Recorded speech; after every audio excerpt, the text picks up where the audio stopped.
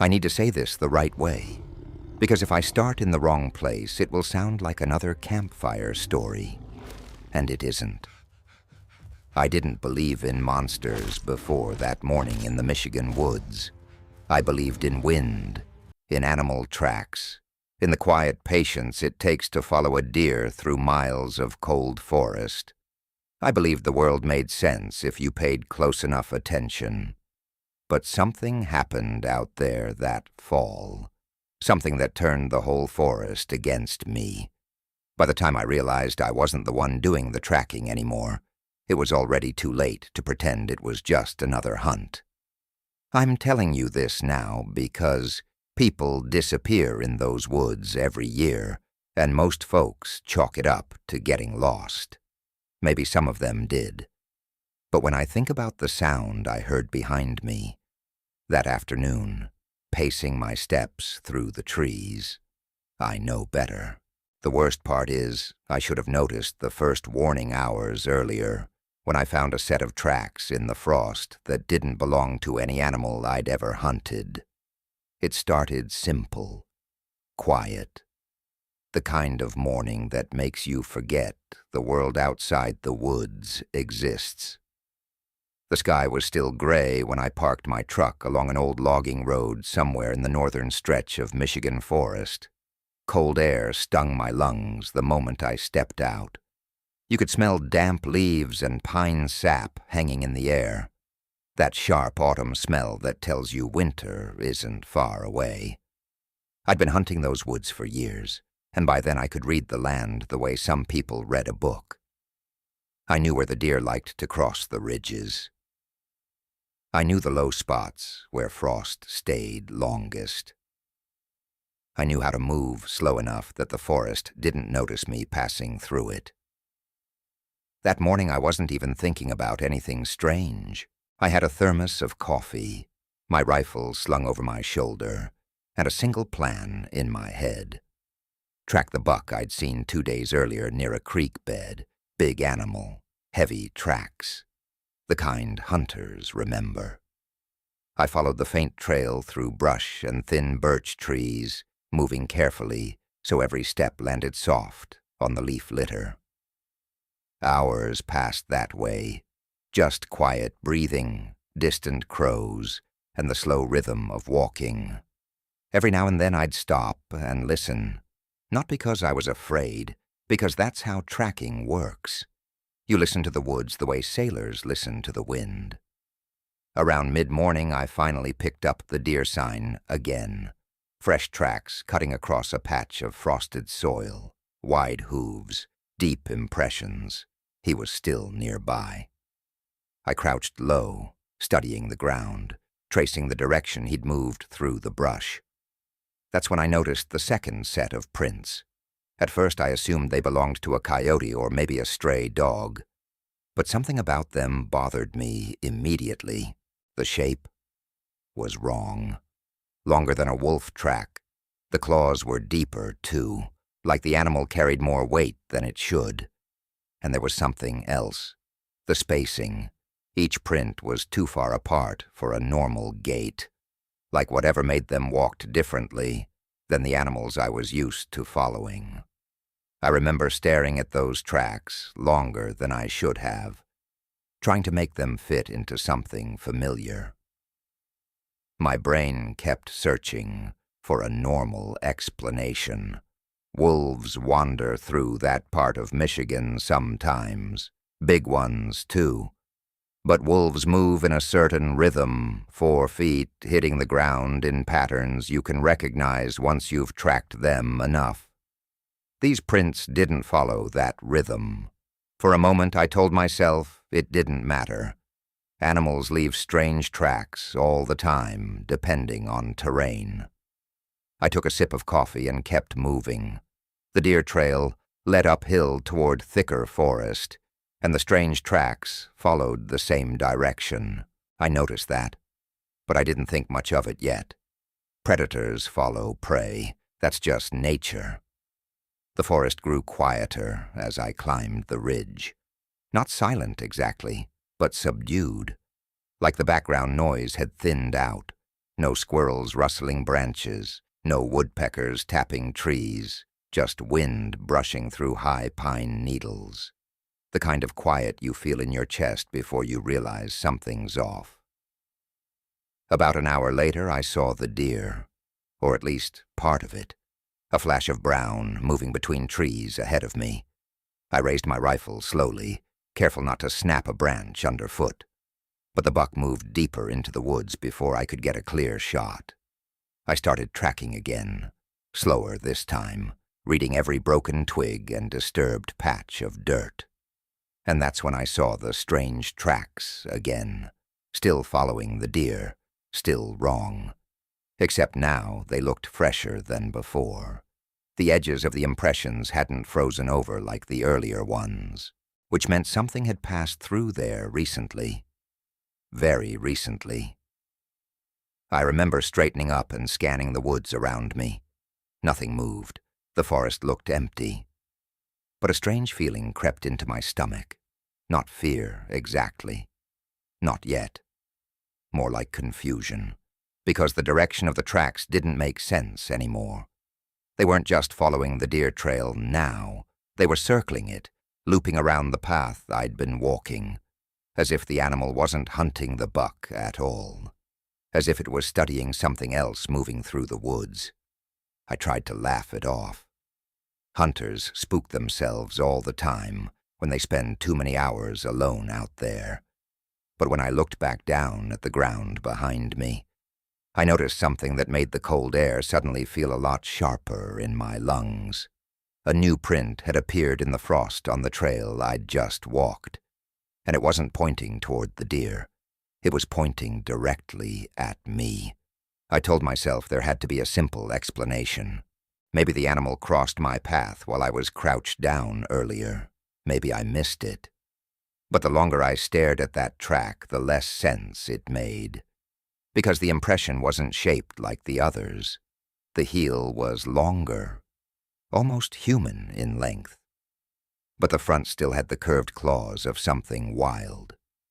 I felt the first real thread of unease then, the kind that creeps up your spine before your mind catches up. I stood there, listening. The woods stayed still for a long moment. Then somewhere behind me, deep in the trees, I heard a branch crack. Not loud, just a sharp snap like something heavy shifting its weight. I turned slowly, scanning the shadows between the trunks. Nothing.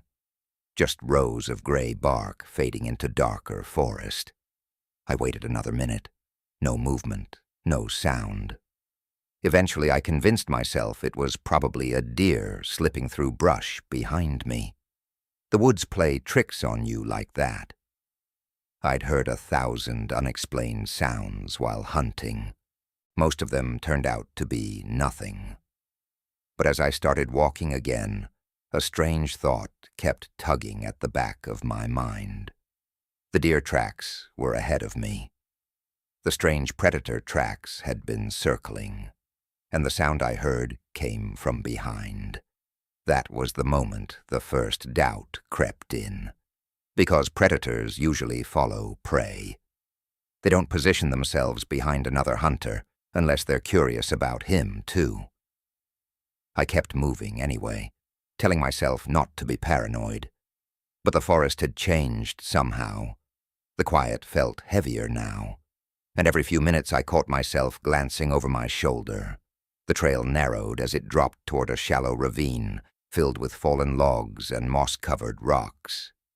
That's when I heard the footsteps, soft, measured, matching the rhythm of my own stride through the leaves. At first I thought it was an echo. The woods can bounce sound around in strange ways. So I stopped walking.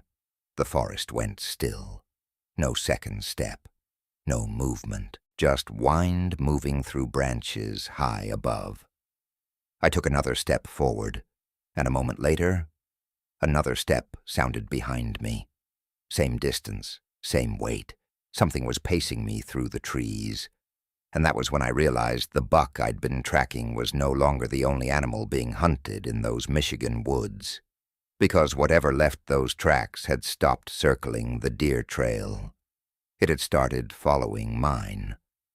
I wish I could tell you I turned around right then and left the woods. That would have been the smart thing, the safe thing.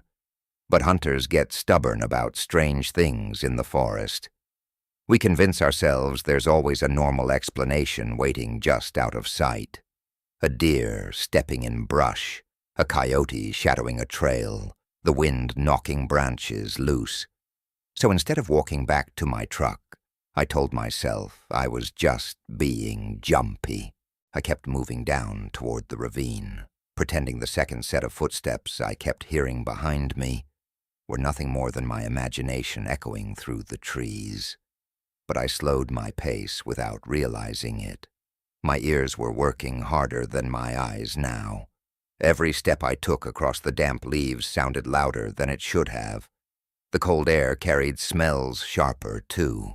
Rotting wood, wet moss, that bitter scent of iron-rich soil you sometimes get near water.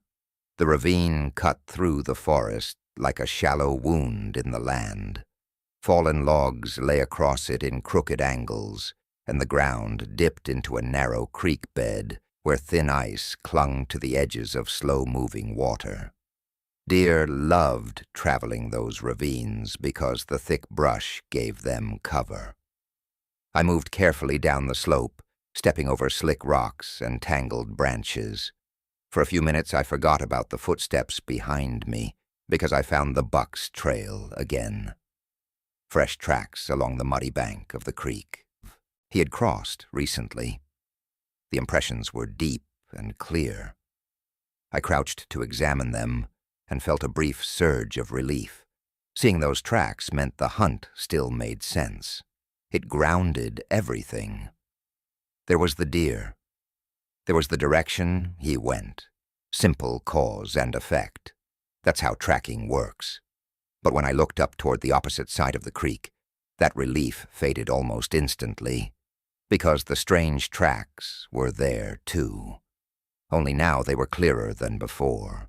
The mud had captured every detail of the shape. Long heel, wide pad, 4 heavy claw marks digging into the soil, and the size of it made my stomach tighten.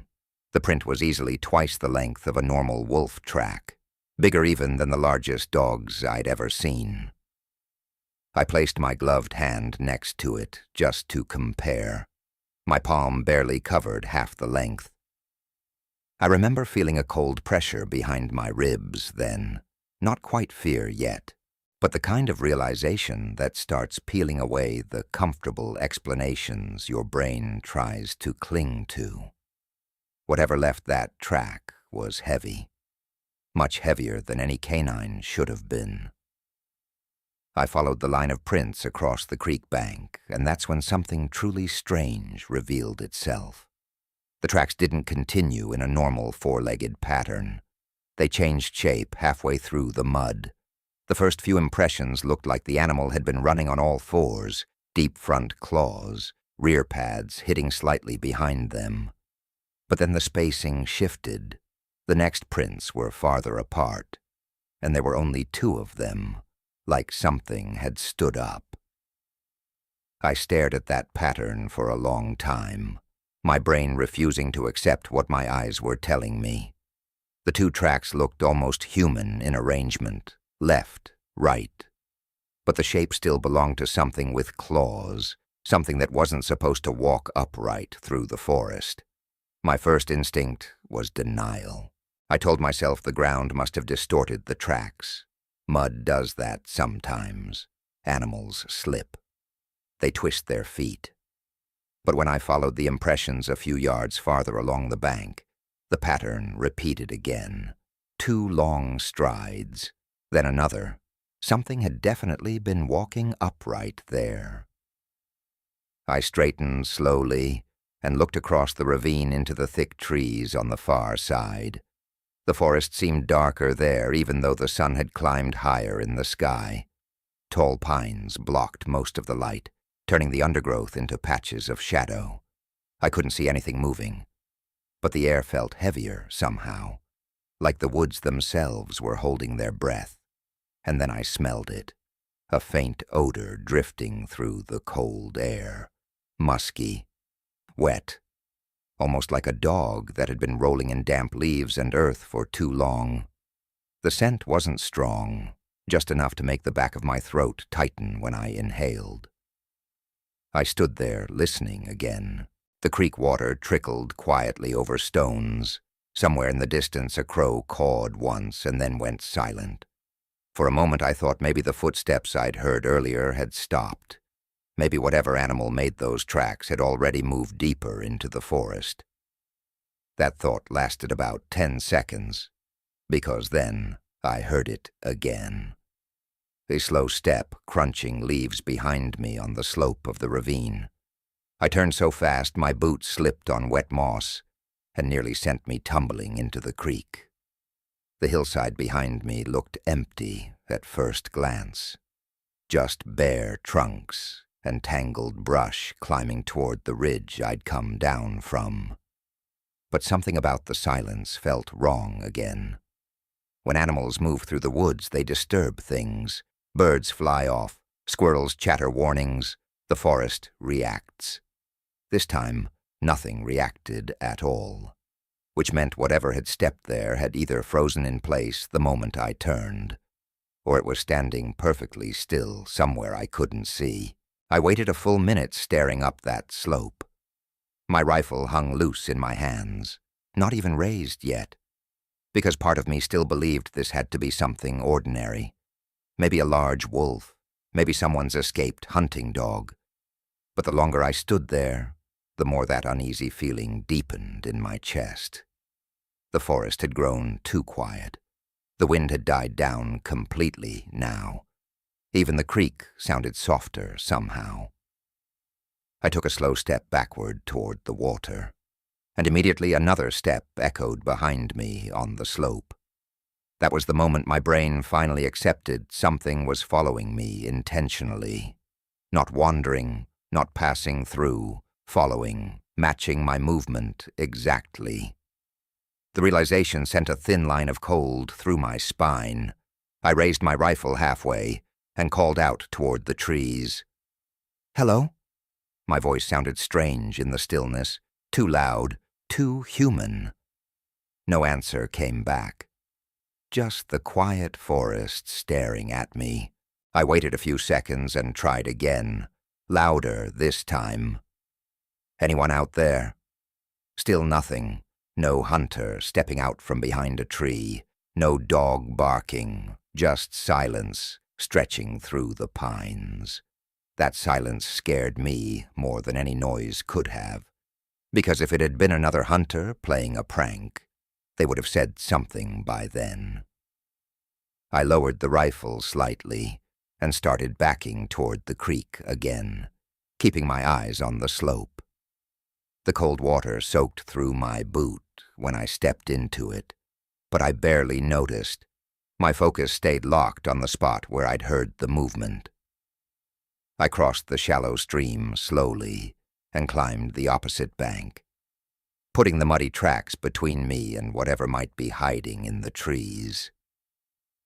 When I reached the top, I looked back across the ravine one last time. At first I thought the hillside was still empty, but then my eyes caught something strange halfway up the slope. Two dark shapes rising above a fallen log. They looked almost like the tips of pointed ears barely visible against the gray bark of the trees. I blinked, trying to focus. The shapes disappeared instantly, dropping out of sight behind the log as if something had crouched down the moment I noticed it. My heart started beating harder then, not panic yet, but close, because animals don't hide from hunters that way unless they're predators deciding whether or not to attack. I lifted the rifle fully now, aiming at the log where those shapes had vanished. The forest stayed still for several seconds. Then slowly, something moved behind the wood. Not a full body, just a shift of dark fur sliding across the edge of the log before disappearing again. The movement was too tall to belong to a wolf on 4 legs. and too smooth to be a bear stumbling through brush. I stood there frozen, finger resting against the trigger guard, trying to understand what I'd just seen. And that's when a sound rose out of the ravine that made every hair on my arms stand up at once. It wasn't a growl, it wasn't a howl either. It was something in between, low, deep, almost like a dog trying to force a human breath through its throat. The noise echoed off the trees and rolled through the cold air like a warning, and in that moment I realized something I hadn't allowed myself to think before. The tracks, the pacing footsteps, the way it had circled the deer trail earlier. Whatever was hiding behind that fallen log wasn't just following me anymore.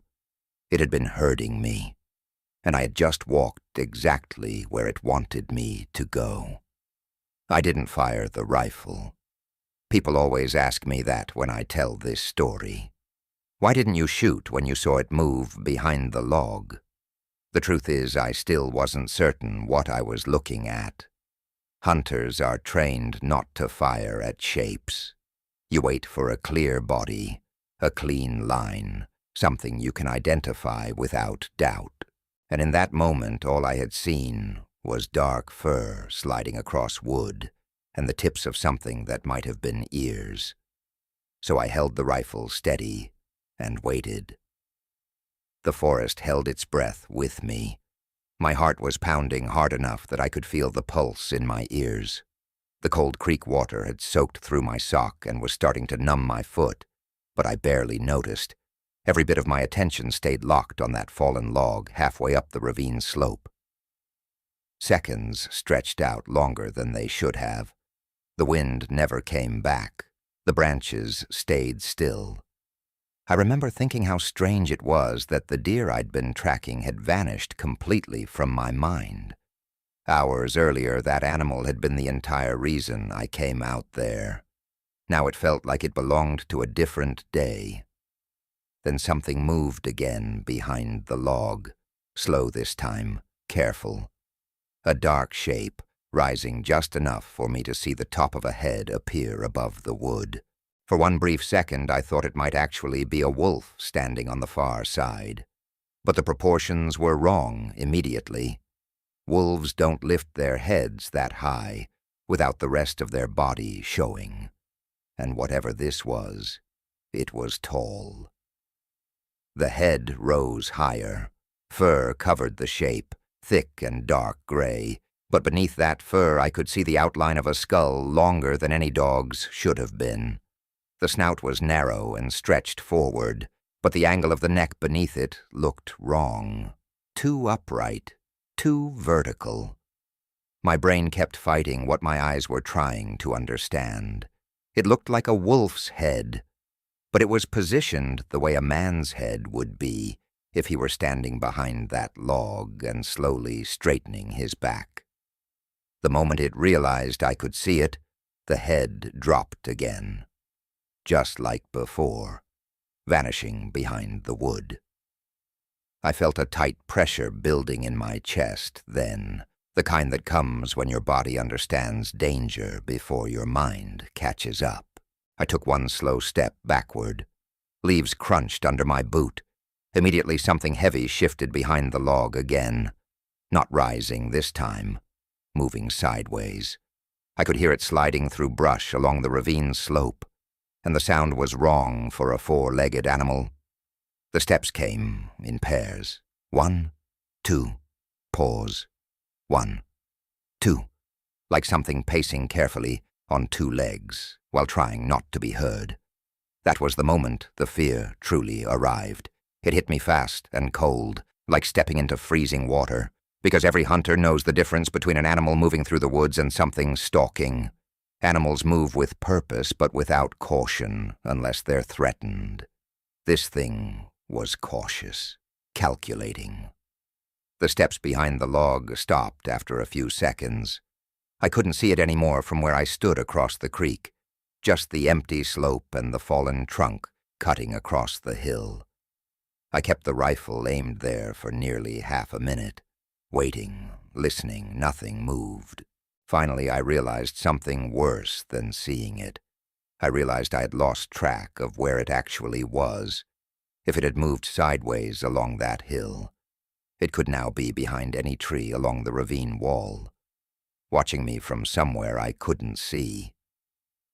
I slowly began backing deeper into the woods on my side of the creek. Every step felt too loud, too exposed.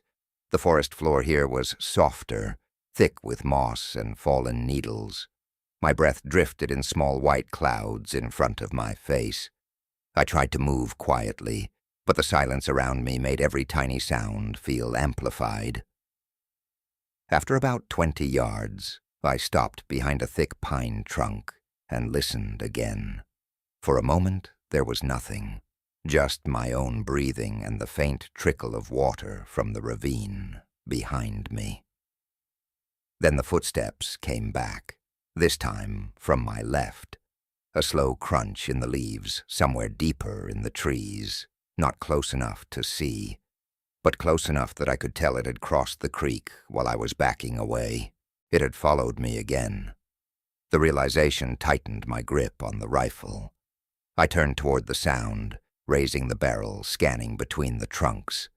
The forest looked endless in every direction. Gray bark, dark brush, patches of cold sunlight breaking through the canopy.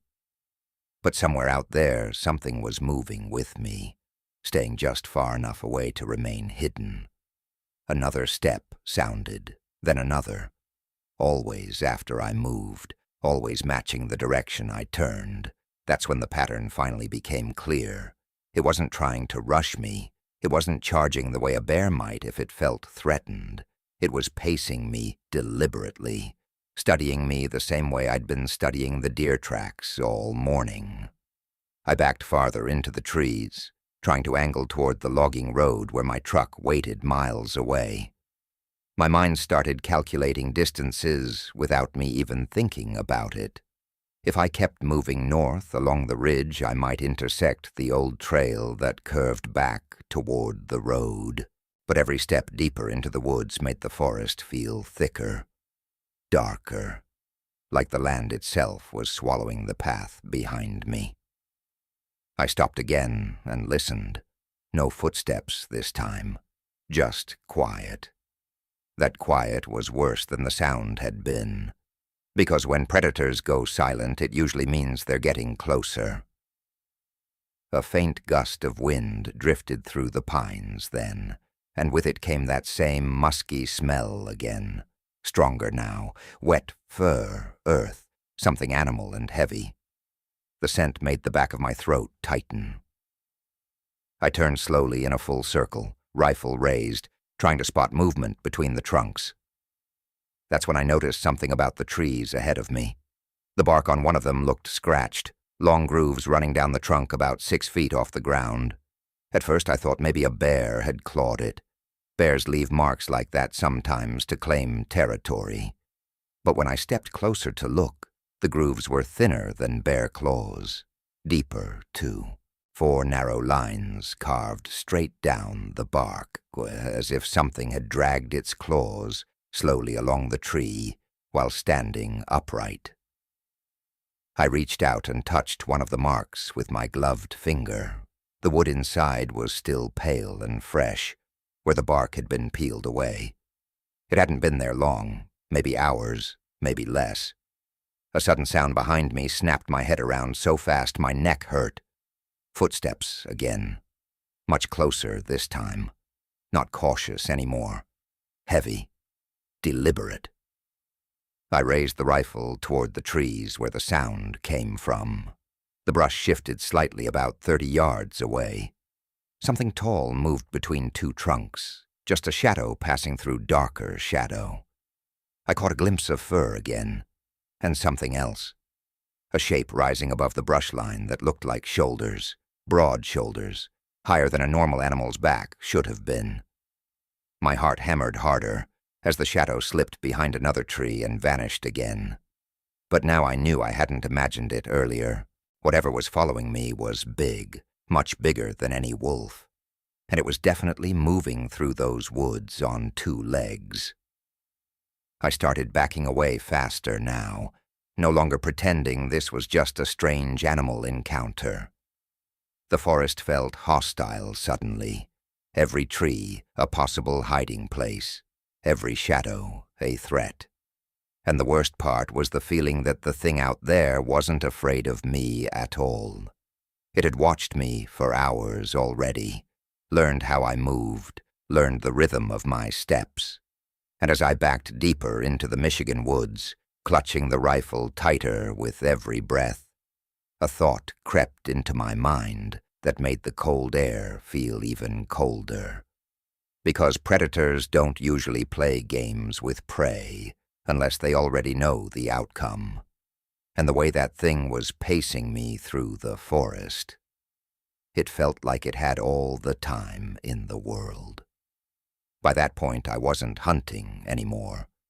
I was trying to get out of those woods without turning my back on whatever was following me. The problem with that is forests don't give you clean sight lines. You can look straight ahead and still miss something standing 20 yards away behind the wrong tree. Every few steps, I stopped and listened again, hoping the footsteps would give away where it was. But the creature had grown quieter now, smarter about how it moved. Sometimes I would hear a branch creak somewhere behind me, and by the time I turned, the sound would already be gone.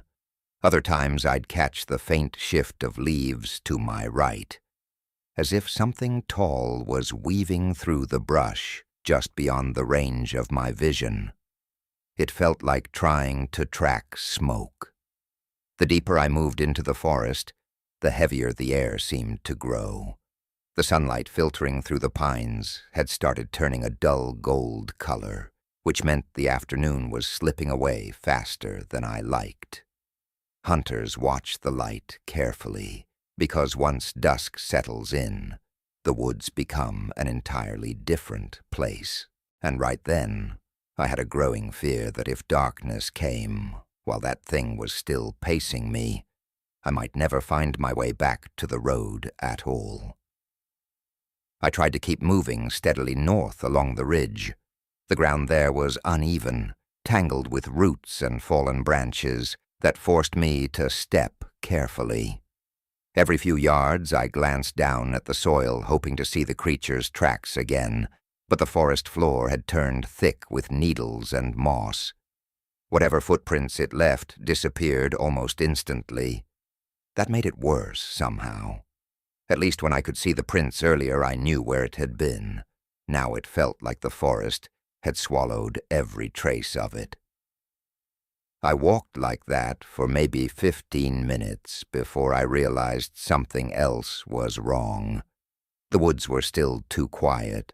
Normally by afternoon the forest would be alive with noise again, birds calling, squirrels jumping between branches. But there was none of that now, just the dull whisper of wind high above the canopy. I stopped beside a crooked cedar tree and took a slow breath, forcing myself to listen carefully. Nothing moved, no steps, no rustling brush. For the first time since the ravine, it felt like the thing had stopped following me.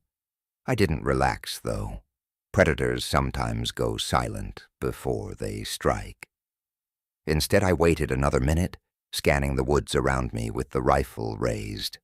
That was when I noticed the smell again, stronger than before. The musky scent had thickened in the air until it almost tasted bitter on my tongue. I turned slowly, trying to figure out which direction it was drifting from. The wind had shifted slightly, carrying the odor from somewhere behind me. My heart started pounding again because that meant one thing. It was close, much closer than it had been earlier. I pivoted carefully and aimed the rifle toward the direction of the scent. The trees there stood dense and dark, their trunks packed tightly together like pillars in an old cathedral. At first I didn't see anything unusual. Then one of the shadows moved, just a slight shift, a darker shape sliding between two trees about 40 yards away. My finger tightened against the trigger guard. The shape paused behind a thick pine trunk, leaving only a sliver of fur visible along the edge, gray, mottled with darker streaks. I held my breath, waiting for it to move again, and slowly, almost deliberately, the creature leaned its head out from behind the tree. I saw the eyes first, amber, bright even in the dim forest light. They reflected the way a wolf's eyes do in the dark, catching every bit of sunlight and throwing it back like glass. But the height of them made my stomach twist. Those eyes were far too high off the ground. Then the rest of the head followed, a long muzzle covered in thick gray fur. Lips pulled slightly back to reveal teeth longer than any dog's should have been. The creature studied me the way a hunter studies an animal through a scope. Not curious, calculating. For a few seconds, neither of us moved. I remember thinking how wrong the proportions looked.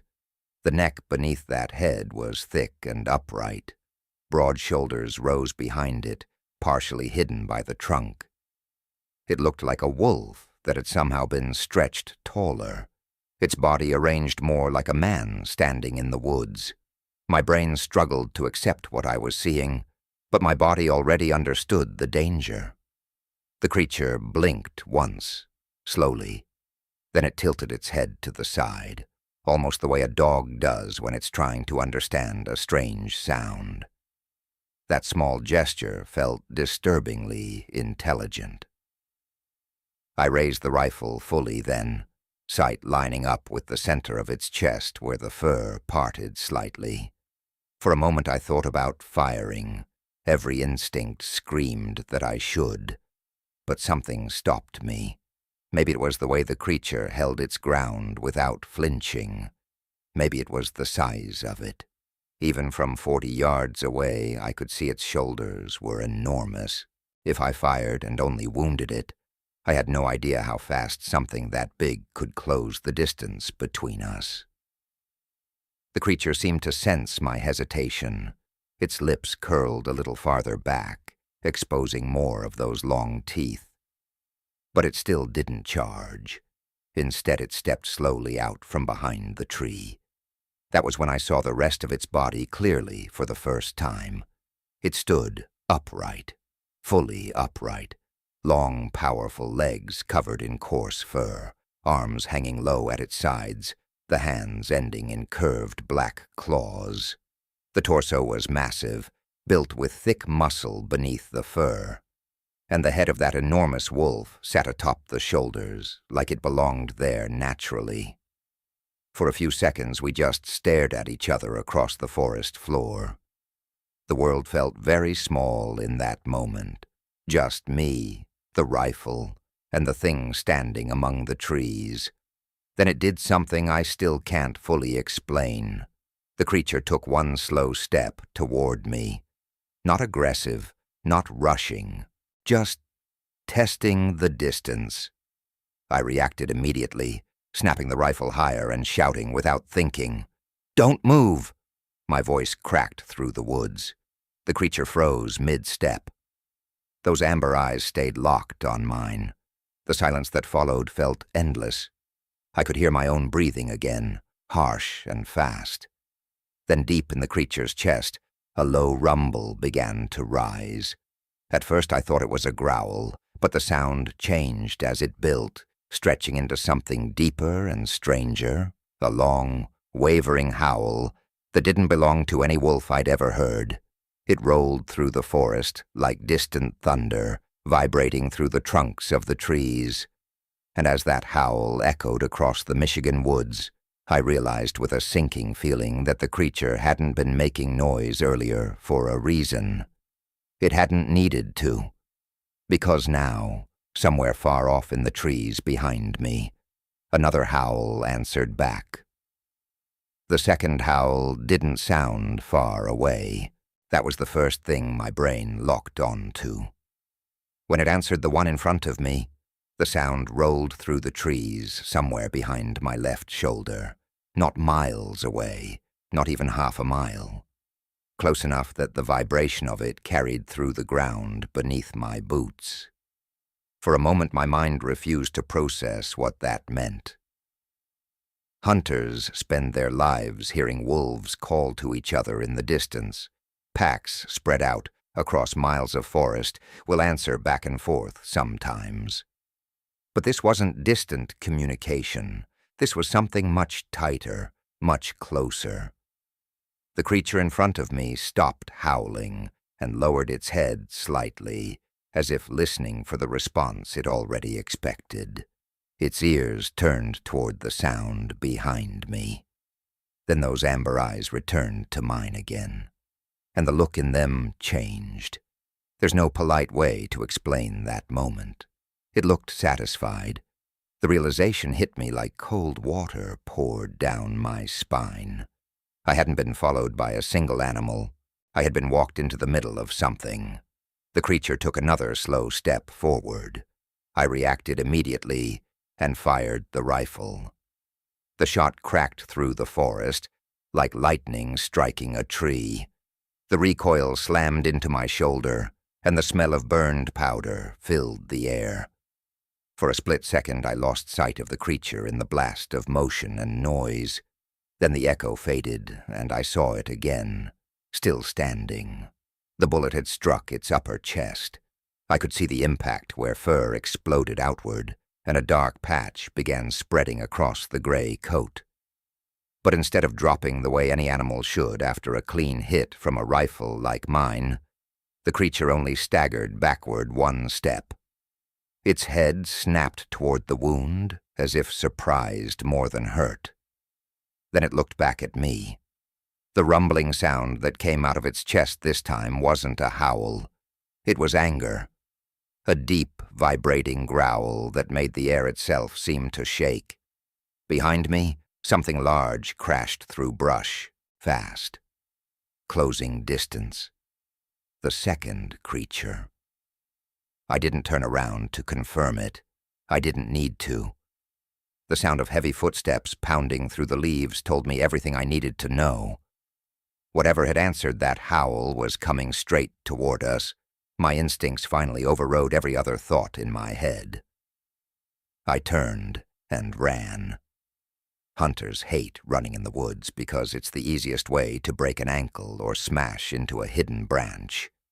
But fear makes you move faster than common sense. I crashed through brush and leaped over fallen logs, barely watching where my feet landed. The forest blurred around me. Branches slapped my face and snagged my jacket as I pushed through them. Behind me, the growling creature let out another roar that echoed through the trees. Then the pursuit started. The sound of something massive moving at full speed through the woods exploded behind me. Branches snapped like gunshots. Leaves scattered across the ground, and the worst part was the rhythm of the footsteps. They weren't the fast, scrambling pattern of a four-legged animal running. They came in long, pounding strides, 2 feet, striking the earth again and again. I risked a quick glance over my shoulder as I ran. What I saw in that brief look still wakes me up some nights. The first creature had recovered from the rifle shot. It was running upright through the trees, shoulders pumping with every stride. Blood streaked the fur across its chest, but it didn't seem to slow it down at all. And behind it, crashing through brush 30 yards farther back, another shape moved between the trunks, bigger even than the first. For a moment the second one leaped over a fallen tree and landed in a crouch that looked horribly human. Then it stood and continued the chase. My lungs were already burning from the cold air tearing through them, but I forced myself to keep running. I angled downhill through the forest, hoping the slope might slow them enough for me to gain distance. The ground became rougher there, scattered with rocks and slick patches of moss. Twice I nearly fell. The second time, my boot slipped completely, and I crashed hard against a tree trunk. Pain shot through my ribs, but adrenaline shoved it aside before I could even think about it. I pushed myself upright and kept moving. Somewhere behind me, one of the creatures let out another howl. The sound rolled through the trees so close now that it rattled the branches overhead. They were gaining on me. I could hear it in the way their footsteps were growing louder with every passing second. My mind scrambled for any advantage. The truck, the road, anything familiar. But I had wandered deeper into those woods than I realized while tracking the deer earlier. Everything around me looked the same now. Endless trunks, endless brush, no landmarks. Just forests swallowing every direction. Then suddenly the trees opened slightly ahead of me. A narrow clearing cut through the woods where an old service trail ran across the ridge. The ground there was packed dirt instead of soft moss.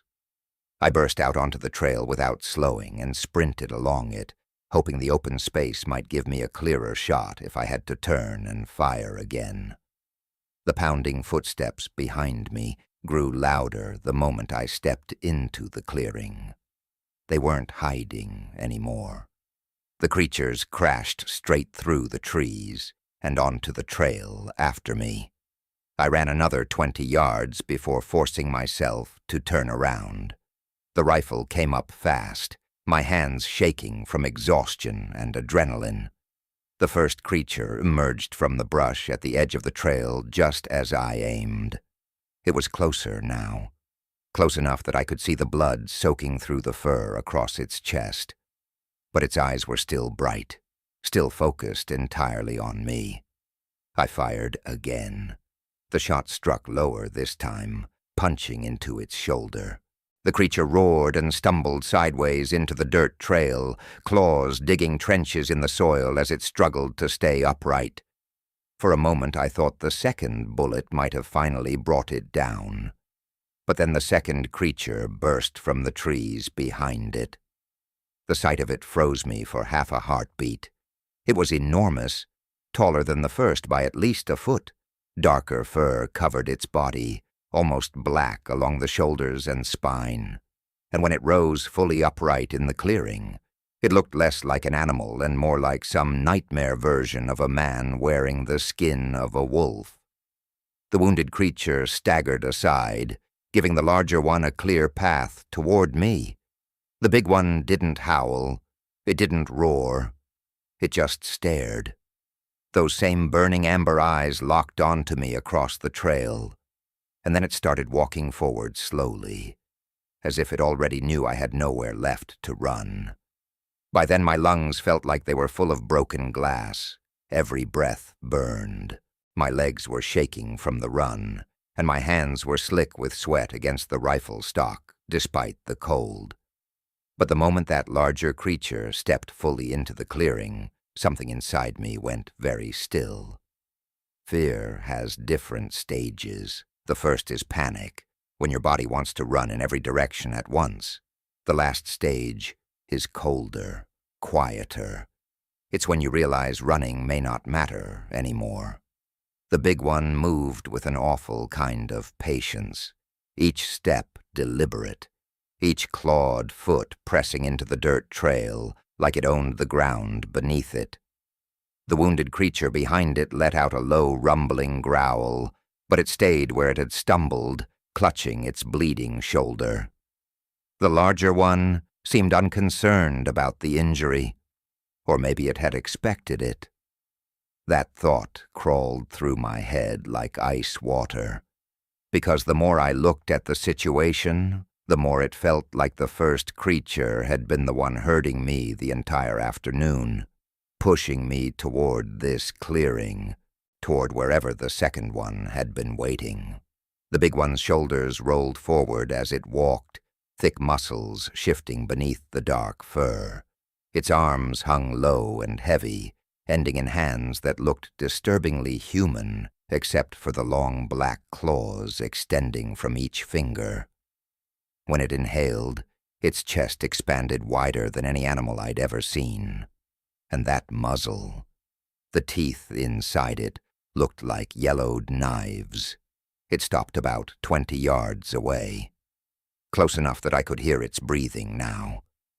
slow, deep, like it had barely exerted any effort chasing me across half the forest. My rifle was still raised, but my mind kept racing through the same terrible calculation. 2 rounds left in the chamber, maybe 3 if I worked the bolt quickly. But even if the bullets hit perfectly, I had already seen what one rifle shot did to the other creature. It slowed it. It didn't stop it. The big one tilted its head slightly, studying me the same way the first creature had earlier. Almost curious, like it was examining something new it hadn't quite decided what to do with yet. Behind it, the wounded creature dragged itself partially upright again. Blood matted the fur across its chest and shoulder, but it was still very much alive and angry. It began pacing slowly to the side, trying to circle around the clearing. The realization struck me immediately. They were flanking me. The larger one kept my attention in front, while the injured one repositioned through the trees to my right. My mouth felt dry as dust. I knew I couldn't let them surround me. So I fired the rifle again. The shot cracked across the clearing and slammed into the larger creature's chest. The impact rocked it back half a step. For a split second, I thought the bullet might have done real damage. Then the creature straightened again. It looked down briefly at the dark patch spreading through its fur. Then its eyes lifted back to mine. The anger that appeared in them that time wasn't animal rage. It looked offended. The creature opened its mouth slowly and released a sound that started low and rose into a deep, guttural roar. Not a howl, not quite a growl either. Something heavier. The kind of sound that vibrates through your bones when you hear it. The wounded creature answered with its own furious snarl from the side of the clearing. That was when the big one finally charged. 20 yards sounds like a lot of distance until something that large starts closing it in 2 or 3 strides. It came at me upright for the first few steps, then dropped forward onto its hands in a motion so fluid it looked practiced.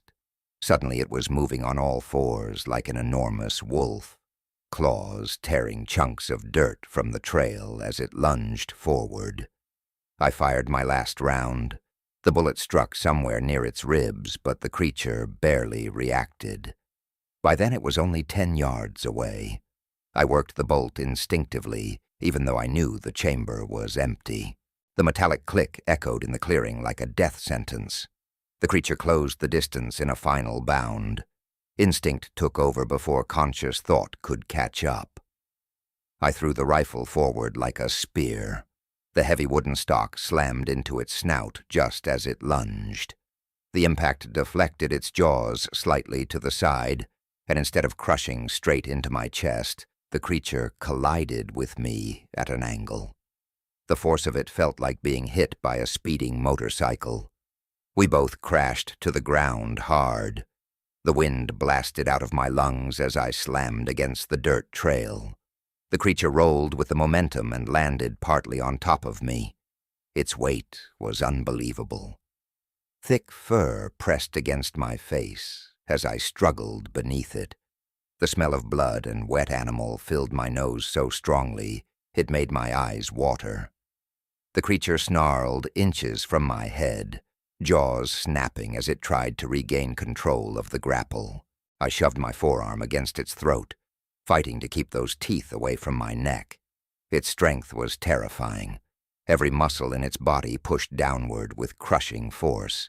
I could feel the claws scraping against the dirt beside my ribs as it tried to reposition for a killing bite. Then suddenly the creature jerked backward. Not because of anything I did. Something else had grabbed it. The wounded creature had reached the clearing. It lunged forward and slammed into the larger one from the side, snarling violently. For a moment I thought they were attacking each other. But the motion wasn't a fight. The injured one was dragging the big one away from me, pulling it backward by the fur along its shoulder, while barking sharp, guttural sounds into its ear. The big creature resisted for a second, claws digging trenches in the dirt as it tried to turn back toward me. But the injured one snapped its jaws inches from the larger creature's throat in what looked like a warning. Then both of them froze. Their heads lifted at the exact same time. They were listening to something deeper in the woods. I heard it too a second later, far off through the trees. The distant rumble of an engine, a truck moving along the logging road somewhere beyond the ridge. The two creatures turned their heads toward the sound together. The moment stretched out strangely quiet again. Then the injured one barked another harsh sound and began retreating into the trees. The larger creature stared at me for one final second before following it. They moved quickly through the brush, vanishing between the trunks almost as suddenly as they had appeared. Within a few seconds, the forest swallowed them completely. I stayed on the ground for a long time after that, gasping for breath and staring at the empty tree line. The engine noise from the distant road faded again as the truck drove away, leaving the woods silent once more. When I finally managed to stand, my legs felt weak and shaky beneath me. The rifle lay broken several feet away, where it had struck the creature's skull. One of the claws had snapped the barrel nearly in half during the struggle. I picked it up anyway, more out of habit than usefulness. Then I started walking. I didn't stop until the sun was nearly gone, and I finally saw the dull shape of my truck waiting along the old logging road. I drove out of those Michigan woods that night with the heater blasting and my hands still shaking against the steering wheel. I never told anyone what happened for a long time. Not because I forgot. You don't forget something like that. I stayed quiet because I knew exactly how the story would sound. A hunter gets lost in the forest, shoots at shadows, panics, imagines monsters in the trees. That's the explanation most people would settle on. Maybe you're thinking the same thing right now. I understand that. I probably would too if I were listening to someone else tell it. But there's one thing that keeps me from dismissing it as fear or imagination. When I reached my truck and threw my gear into the bed, I noticed something on the tailgate that hadn't been there when I left that morning. 4 long claw marks carved straight through the metal, deep enough that bare steel shone through the paint. The marks were spaced exactly like the ones I had seen scratched into that cedar tree hours earlier. I stood there staring at them for a long time before climbing into the driver's seat, because the only way those marks could have gotten there was if something had been waiting by my truck long before I ever finished tracking that deer. And that meant the creatures in those woods hadn't just been following me that day. They had been planning the hunt from the very beginning. I wish that had been the end of it. I wish I could say I drove away from those woods and never thought about it again. That's the version of the story that would let a person sleep at night. But the truth is, the drive home only made things worse, because the farther I got from the forest, the more my mind started replaying every moment of that day in slow detail. Hunters do that after a hard track. You go over each step, each decision, figuring out what you missed. Only this time the thing I kept coming back to wasn't the chase through the clearing or the fight on the ground. It was the beginning. The tracks in the frost.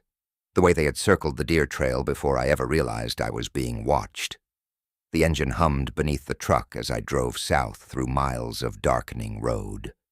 The sky had turned deep blue by then, the last strip of orange fading behind the tree line. I kept the headlights high and the heater blasting because the cold in my bones hadn't gone away. Every time another car passed in the opposite direction, the sudden wash of light made my heart jump. I didn't feel safe until I reached the highway and saw the glow of gas stations and small town lights again. Civilization, noise, people.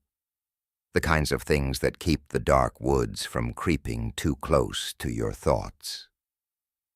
I stopped at a little roadside station about 30 minutes later just to breathe for a while. The place was quiet, only one pump occupied by an old pickup.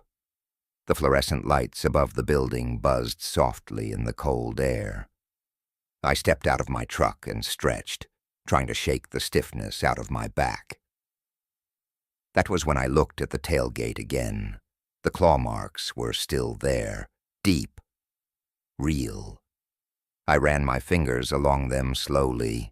The edges of the metal had curled outward where something sharp had dug in and pulled down.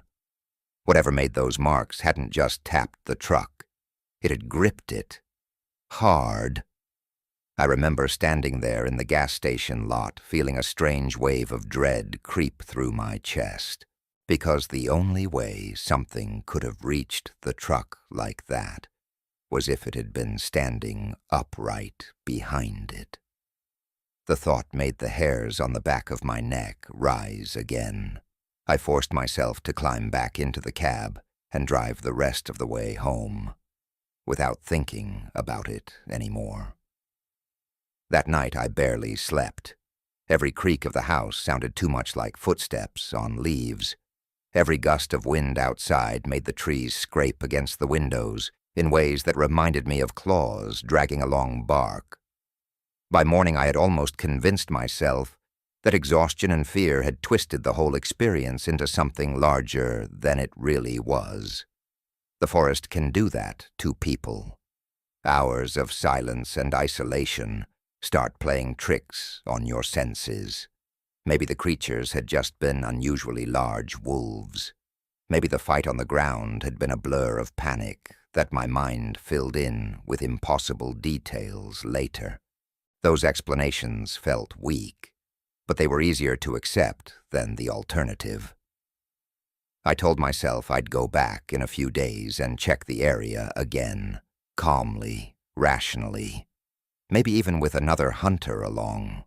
The woods look different when you return to them without fear in your chest. But before I ever got the chance to do that, something else happened that changed my mind completely. 2 days after the hunt, a story appeared in the local news, a small article buried near the bottom of the page. It talked about a hiker who had gone missing in the same stretch of Michigan forest. The man had parked along a logging road early that morning and planned to hike a short loop trail before heading back to town. When he didn't return by evening, his family called for help. Search teams spent most of the night combing the woods. By the next afternoon, they found his backpack near a shallow ravine. The man himself was nowhere around. No sign of a struggle, no clear trail showing where he had gone. Just the pack sitting beside the trail, like he had set it down and vanished. The part that made my stomach tighten was the location. The ravine where they found the backpack sat less than a mile from the place where I had first discovered those strange tracks in the frost. I remember reading the article 3 times in a row, hoping I had misunderstood something. But the description of the terrain was unmistakable. The same ridge, the same creek bed. I told myself it was coincidence. Woods that large swallow people sometimes. Hunters get lost. Hikers wander off the trail. But later that week, another detail surfaced through word of mouth around town. One of the volunteers who had helped with the search claimed they found unusual prints near the edge of the ravine. Tracks the size of a man's hand. Too large for any normal animal in the area. The official report never mentioned those prints again. They were dismissed as misidentified bear tracks before long.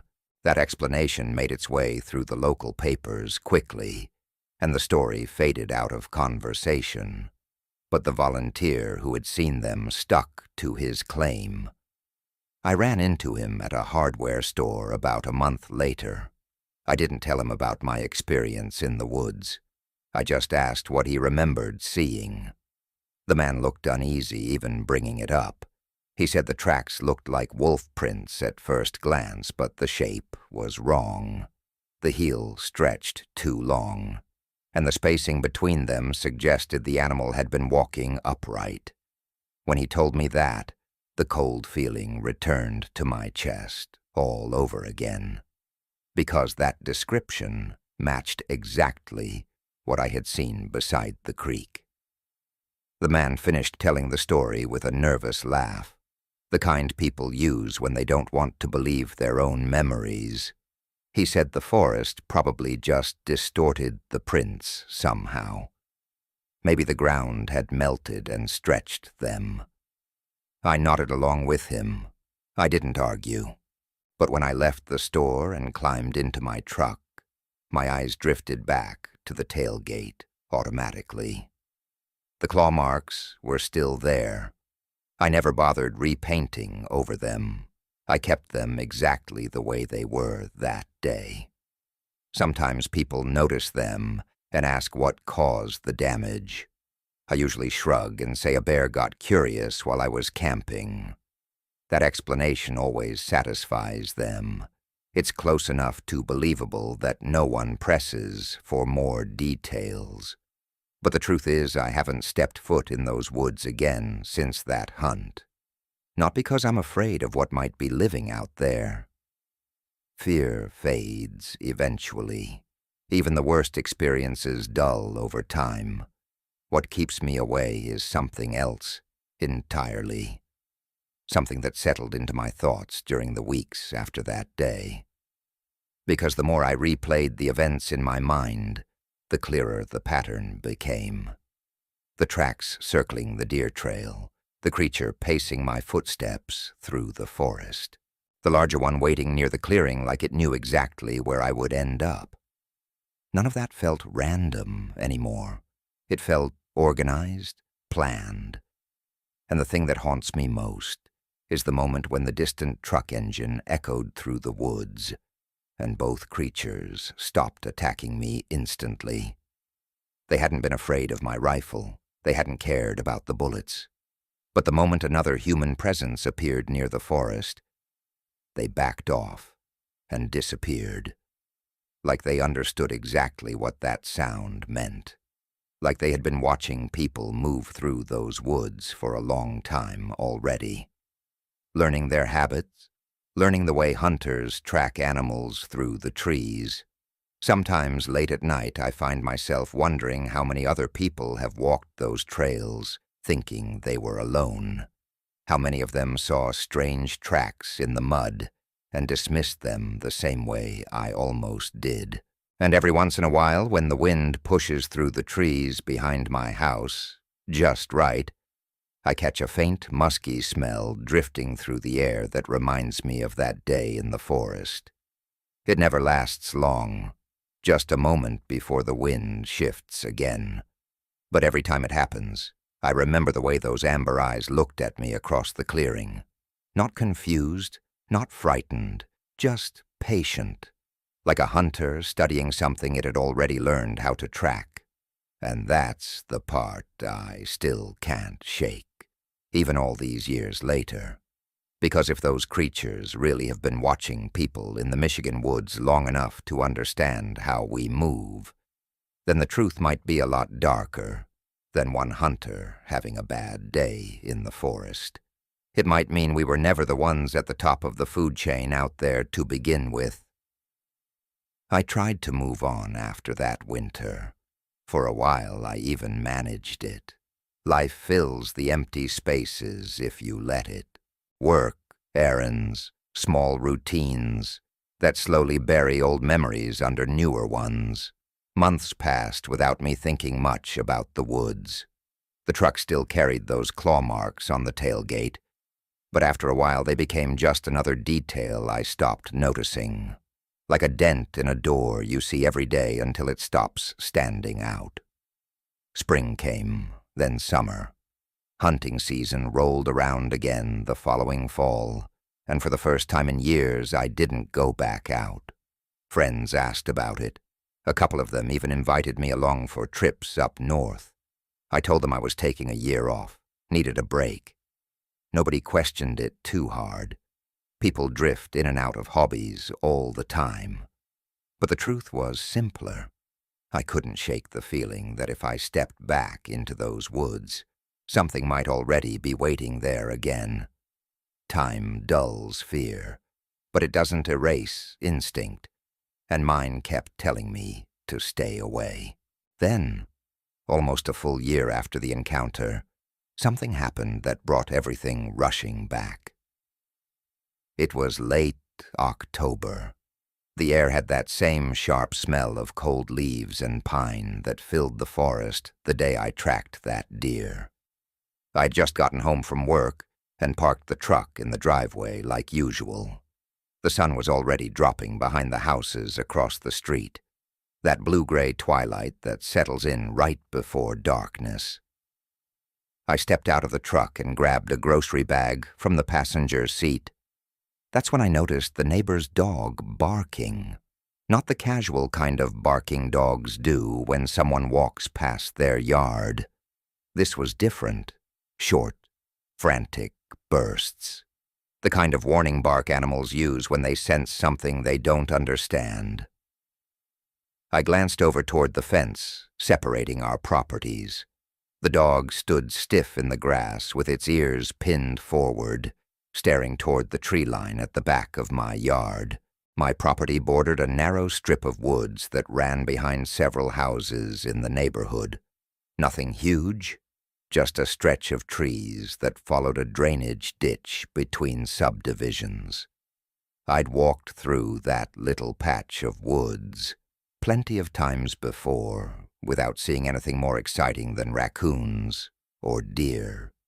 But the way that dog was staring into the trees made the familiar place feel suddenly uneasy. I set the grocery bag down on the truck bed and followed the dog's gaze. At first, I didn't see anything unusual. The trees were already turning dark in the fading light. Wind stirred the branches gently overhead. Leaves rustled along the ground. Then something shifted deeper in the woods. Just a small movement between two trunks. Too tall to be a deer, too smooth to be someone walking through the brush. The dog barked again, louder this time, backing away from the fence as if whatever it sensed was getting closer. My chest tightened without warning. A cold feeling I hadn't felt in nearly a year crept slowly up my spine. I took a step toward the back of the yard, squinting into the growing darkness beneath the trees. And then I smelled it, faint, musky. Wet fur and earth carried on the evening breeze, the exact same scent that had drifted through the forest that day in Michigan. My heart started pounding before my mind even caught up. I told myself it couldn't be the same thing. That was hundreds of miles away, in a deep stretch of wilderness. This was a quiet neighborhood with streetlights and houses, and kids riding bikes in the afternoons. Nothing like that belonged here. But the smell grew stronger for a moment before the wind shifted again. The dog let out a low whine now instead of barking.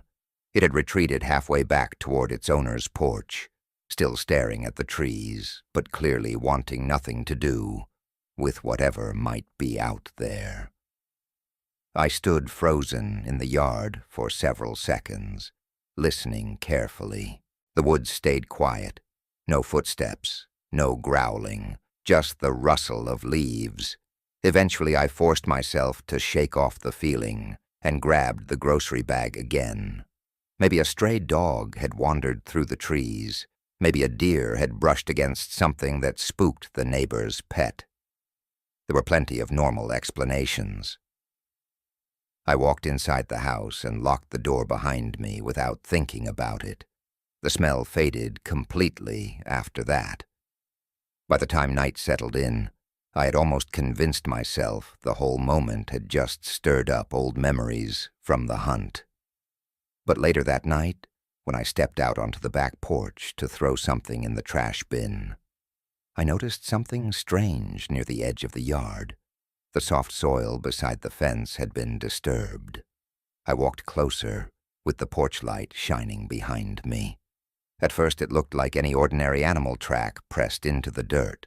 But when I crouched down and looked more carefully, the cold feeling returned instantly. The print was enormous, long heel, wide pad, 4 claw marks dug deep into the soil, and the spacing between the next impression suggested the creature had taken another long step forward. I followed the line of tracks with my eyes across the edge of the yard. They stopped a few feet from the fence, right where the neighbor's dog had been standing earlier. I didn't sleep much that night either. And the next morning when I went back outside to look again, the tracks were gone. The ground had dried overnight, leaving no clear impression where they had been. If I hadn't seen them myself, I might have believed they were never there at all. But the memory of that musky scent drifting through the air still lingered in my mind. And sometimes now, when the wind pushes through the trees behind the house, just right, I catch it again for a brief moment before it disappears. It's never strong, just enough to remind me of the woods, of amber eyes watching from the shadows. And every time that smell drifts past my porch, the same thought creeps quietly into the back of my mind. Because if something followed me out of those Michigan forests that day, then the hunt might not have ended when I drove away. It might have just changed locations. For a long time after that night in the yard, I told myself the same thing over and over again. It was coincidence. Just a strange animal passing through. Maybe a large, stray dog. Maybe even a bear wandering farther south than usual. My brain kept searching for ordinary explanations because the alternative was something I didn't want to accept. But the mind has a way of circling back to unfinished questions. And the more time passed, the more certain details from that day in the Michigan woods started lining up in ways I couldn't ignore. The biggest one was the timing. That musky scent hadn't drifted through my yard randomly. It had appeared almost exactly 1 year after the hunt. Same season, same kind of cold wind pushing through the trees. I didn't want to read meaning into that pattern, but the thought kept coming back anyway. Animals follow migration cycles. Predators return to territories where they've hunted before. And if those creatures had been intelligent enough to herd me through the forest, maybe they were capable of remembering me too. I tried not to dwell on it. Life kept moving forward. Weeks passed without anything unusual happening in the neighborhood. The tracks never appeared again. The dog next door eventually went back to barking at mail trucks and squirrels like it always had. Gradually, the tension in my chest faded enough that I started sleeping normally again. Winter came and covered everything with snow. For a while, the cold quiet of the season buried the whole experience under layers of routine. Then something happened in early January that pulled it all back to the surface. It was late at night, well past midnight. I had been sitting in the living room watching television when the power flickered once. Just a quick dimming of the lights before they returned to normal. It happens sometimes during winter storms when the wind rattles the power lines. I didn't think much of it. But a few seconds later, the dog next door started barking again, loud, aggressive, the same frantic rhythm I had heard months earlier. I muted the television and listened. The barking continued, echoing through the quiet neighborhood. I stood up and walked slowly toward the back window. Snow covered the yard, outside, glowing faintly under the pale light from the street lamp near the corner. The trees behind the house stood dark and still. For a moment I didn't see anything unusual. Then something moved at the edge of the woods, just beyond the fence line where the snow met the shadows. A shape stepped forward briefly before stopping. My breath caught in my throat immediately. The figure was tall, far too tall to be a deer or dog. It stood upright between the trees, its outline barely visible against the darkness. I couldn't make out details through the glass, just the height, the width of the shoulders, and the faint suggestion of a head tilted slightly toward the house. The dog's barking turned into a panicked whining sound behind the fence. I stayed perfectly still in the living room, afraid that even shifting my weight might draw attention to me through the window. The figure didn't move closer. It just stood there at the edge of the trees, watching. Minutes passed like that, long silent minutes where nothing changed except the pounding of my heart in my ears. Then the wind shifted across the yard, and through the thin crack of the window frame I caught that smell again, musky, damp. The scent of wet fur and forest earth carried across the snow, the same smell from the woods, the same smell from the tracks beside the fence months earlier. The shape at the tree line shifted slightly when the wind touched it. For a split second the streetlight reflected faintly off something near its face. 2 dull amber points staring back toward the house. I felt my stomach drop as the realization settled in. It had found me. Not by accident, not by wandering through the neighborhood. It had come to the exact place where I lived and stopped just far enough away to watch. After a few seconds, the shape turned slowly and stepped back into the woods. The darkness swallowed it almost immediately. The dog's whining faded after that. The yard returned to silence again. I stayed standing at that window for nearly an hour before finally pulling the curtains closed. The next morning I went outside as soon as the sun came up. The snow behind the fence held a clear line of tracks, leading from the trees to the spot where the creature had stood. They were exactly the same as the prints I had seen in Michigan. Long heel, wide pad, deep claw marks digging into the frozen ground. The stride between each step suggested something walking upright through the snow. The trail didn't circle the yard or wander through the trees. It came straight to the fence, stopped, then turned around and walked back the way it came, like whatever made them had only come to confirm something before leaving again. I followed the tracks along the edge of the woods for a short distance before they disappeared into thicker brush farther back. I didn't go any deeper than that. I had already seen enough. The thing that unsettles me most now isn't the memory of the chase through the forest or the fight in the clearing. It's the patience those creatures showed afterward. The one in my yard that night hadn't tried to attack. It hadn't rushed the fence or approached the house. It had simply come to look, to check. Like a hunter returning to a trail it once followed.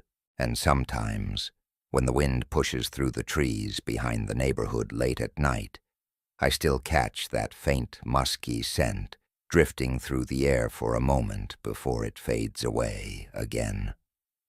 Every time it happens, I find myself wondering the same thing. Because if something in those Michigan woods tracked me once, and then managed to find me again nearly a year later, it means the hunt may never have really ended at all. For a while after that night in the snow, I stopped looking out the back windows altogether. It sounds ridiculous when you say it out loud, but once you've seen something standing at the edge of your yard that shouldn't exist, the idea of casually glancing into the dark trees stops feeling harmless. You start noticing things you never paid attention to before. Every rustle of leaves, every stray animal cry drifting through the night. The woods behind the neighborhood suddenly felt larger than they had any right to be. Not in size, but in presence, like something in them was aware of the houses pressed up against their edge. Weeks passed again, without anything obvious happening. No new tracks, no strange smells. Eventually the snow melted and early spring rain softened the ground. Life resumed its usual rhythm, but one habit never went away. Every morning before leaving for work, I checked the soil near the fence line. I didn't do it because I expected to see anything. I did it because part of me needed to know if something had returned during the night. Most days there was nothing but muddy footprints from squirrels or birds hopping across the yard. Ordinary life leaving ordinary marks. Then one morning in late March, I found something that made my stomach tighten again. A single print pressed deep into the damp soil near the corner of the fence. It wasn't fresh enough to still be wet, but it hadn't been there the day before either. The shape was unmistakable. Long heel, wide pad, 4 curved claw marks. The exact same pattern I had seen so many times now that I could recognize it instantly. But what made this one worse was its direction. The print faced the house, not the woods. It had been left by something stepping out of the tree line and approaching the yard again. I stood there staring at it for a long time that morning. The sun was barely up, casting pale light across the grass. Everything around me looked peaceful and normal. Birds chirping, a car passing somewhere down the street. But that single print in the dirt told a completely different story. Whatever had come through the woods during the night hadn't been wandering randomly. It had walked straight to the same place, beside the fence again. And it had stopped there just like before. The realization made my chest feel tight. Because animals usually move in patterns that serve a purpose. They search for food. They patrol territory. They hunt. But this creature's visits didn't follow any of those behaviors. It wasn't circling the neighborhood looking for prey. It wasn't breaking into trash bins or chasing pets the way coyotes sometimes do. It simply came to that same point behind my yard, paused, and then left again, like it was checking on something or someone. I never reported the tracks to anyone. I already knew how that conversation would go. People would assume it was a misidentified dog print or maybe a distorted coyote track pressed into soft ground. The explanation would be simple and quick, and the strange shape would be forgotten immediately. But the truth was, I didn't need someone else to confirm what I was seeing. I'd already followed those tracks through miles of forest once before. I knew exactly what they looked like. That spring turned into summer again. The visits became less frequent, or at least the signs of them did. Months would pass without a single print appearing near the fence. Gradually, the tension in my chest started to fade again. I still checked the yard every morning, but it felt more like habit than fear by then. Then one night in early September, something happened that changed the way I thought about the whole situation completely. I woke up around 3 a.m. to the sound of something tapping against the side of the house. At first I thought it was just a branch brushing against the siding in the wind, but the tapping came again a few seconds later. 3 slow knocks, not loud. Just enough to make the sound carry through the quiet house. I lay in bed listening carefully. The wind outside had died down completely. The tapping came a third time, 3 knocks again. My chest tightened as I realized where the sound was coming from. The back wall of the house, the side facing the woods. I sat up slowly and swung my feet onto the floor. Every instinct told me to ignore it, to stay in bed and let the night pass. But curiosity has a strange grip on people. Even when fear tells you something is wrong, part of your mind still wants to see the truth for itself. I walked quietly through the hallway and into the kitchen where the back window overlooked the yard. The house was dark except for the faint glow of the clock on the microwave. I stood beside the window for several seconds without pulling the curtain aside, listening, waiting. The tapping didn't come again. Finally, I reached out and slowly moved the curtain just enough to look through the glass. The yard was lit by a thin strip of moonlight. The grass swayed slightly in the night breeze. At first, everything looked empty. Then my eyes adjusted to the darker edge of the woods. Something stood there again, taller than the fence, broad shoulders outlined against the trees. This time, it wasn't hiding deeper in the shadows. It had stepped out into the open yard, only a few yards from the back wall of the house.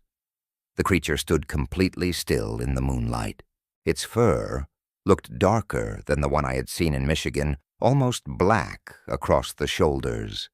The long muzzle lifted slightly as if it were scenting the air around the house, and then those amber eyes turned toward the window, straight toward where I stood behind the curtain. For a moment, neither of us moved. My breath caught in my throat so sharply, it hurt. The creature didn't rush the house. It didn't snarl or growl. It simply watched me through the glass. Then slowly, it raised one clawed hand and tapped the side of the wall again. 3 soft knocks, the exact same pattern I had heard from the bedroom. The meaning of that moment settled into my mind with a cold clarity that made my hands start shaking. The creature wasn't testing the house. It wasn't trying to get inside. It was knocking. Like it understood exactly what the gesture meant. Like it knew a human lived on the other side of that wall. The wind shifted then, carrying the now familiar musky scent across the yard again. The creature lowered its hand and stepped backward slowly toward the trees.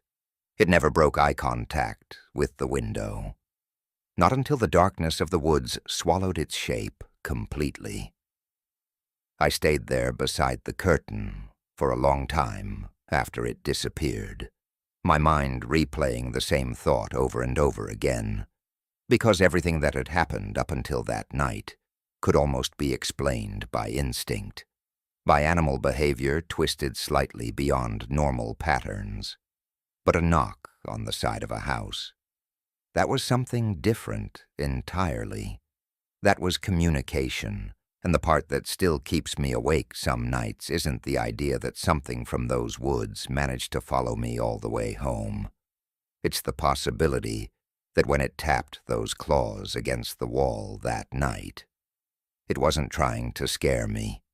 It might have been trying to see if I would answer. I didn't answer the knock that night, and if I'm being honest, I don't think I ever will. After the creature stepped back into the trees, I stayed frozen beside the kitchen window for what felt like hours. My hand was still holding the curtain slightly open, but I barely realized it. The yard slowly returned to the quiet stillness of early morning. The breeze moved through the grass. A distant car passed somewhere down the street. Normal sounds, ordinary life continuing like nothing had happened. But nothing about what I had just seen was ordinary. That thing had stood in my yard and knocked on my house like it understood exactly what that action meant. Not scratching, not clawing, not trying to break through the wall. 3 deliberate taps. The same pattern each time. Knock, knock, knock. The sound echoed in my head the rest of the night. Eventually, the sky started turning gray with dawn, and I forced myself to step outside. I told myself I needed to check the ground again, even though I already knew what I'd find. The soil beneath the back wall held a clear set of tracks. They came straight from the woods, crossed the yard, and stopped just inches from the siding of the house. The impressions were deeper there than anywhere else, like the creature had leaned its weight forward when it tapped the wall. Then the prints turned and headed back toward the trees again. No circling, no wandering, just a direct path in and out. That detail bothered me more than anything else. It meant the visit had a purpose. The creature hadn't been exploring or hunting. It had come to that exact spot intentionally. and then it had left when it got whatever answer it needed. I tried convincing myself the knocking might have been coincidence. Maybe a branch had tapped the siding earlier, and I imagined the rest. Maybe the creature had simply leaned against the wall and the sound traveled through the structure. But deep down, I knew better. The rhythm had been too clear. 3 taps, a pause, 3 taps again. The next few weeks passed without any more visits, at least none that left obvious signs. I checked the yard every morning like always, but the soil stayed undisturbed. Still, something about the woods behind the neighborhood felt different after that night. Before, I had the sense that something was watching from a distance, observing quietly from the tree line. Now it felt closer, more aware, almost curious. The strange part is that the fear I felt in the Michigan forest never came back in quite the same way. That chase through the woods had been pure survival instinct, predator and prey locked into the oldest pattern nature knows. But the creature standing in my yard wasn't acting like a predator. It hadn't tried to attack me when it had the chance. It hadn't tried to break into the house. It had simply knocked and waited, as if it expected something from me. The thought unsettled me enough that I started doing small things around the property. Motion lights, a stronger lock on the back door, cameras pointing toward the yard. Not because I thought they would stop something like that if it really wanted to get inside. Honestly, I doubt any lock or camera would make a difference. I installed them mostly for peace of mind, or maybe just to convince myself that I still had some control over my own home. Months passed again after that.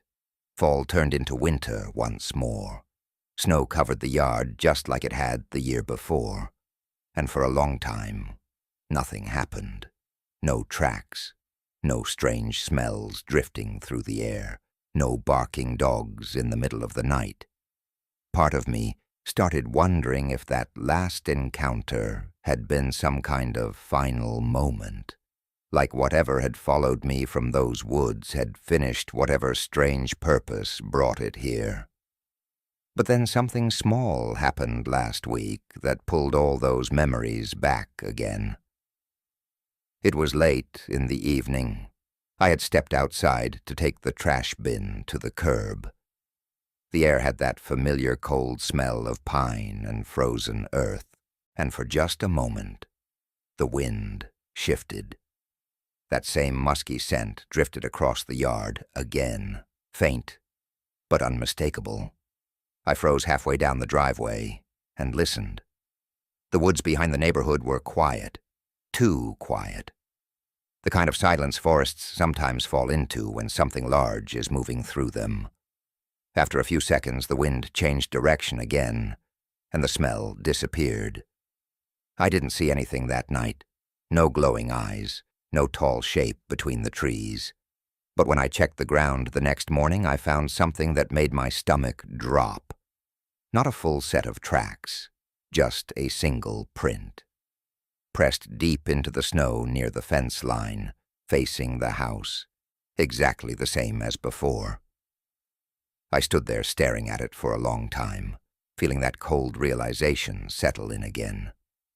Because whatever that creature wants, it hasn't given up.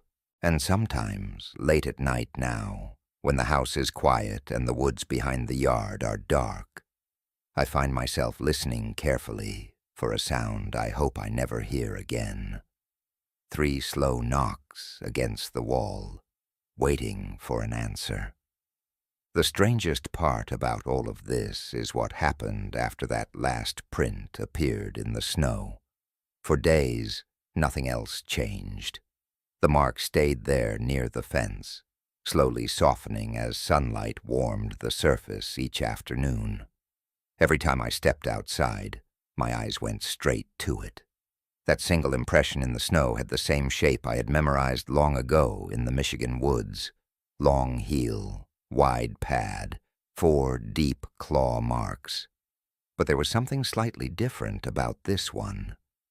The stride that usually followed it wasn't there. No second step. No trail leading back toward the trees. Just that one print facing the house, as if something had stepped forward, then vanished without taking another step. I told myself it was just the wind covering the rest of the tracks overnight. Snowdrifts do strange things. A few gusts can erase patterns quickly. Still, the absence of that trail left a quiet unease sitting in the back of my mind. 2 nights later, the temperature dropped sharply again, and the ground refroze. Around midnight, I woke up without knowing why. The house was completely silent. For a few seconds, I just lay there staring at the ceiling, trying to figure out what had pulled me out of sleep. Then I heard it. A slow movement outside, not loud, just the faint crunch of frozen snow under something heavy. My chest tightened immediately. The sound came from the backyard. 1 step, then another, each crunch separated by several seconds of silence, like something was moving very carefully.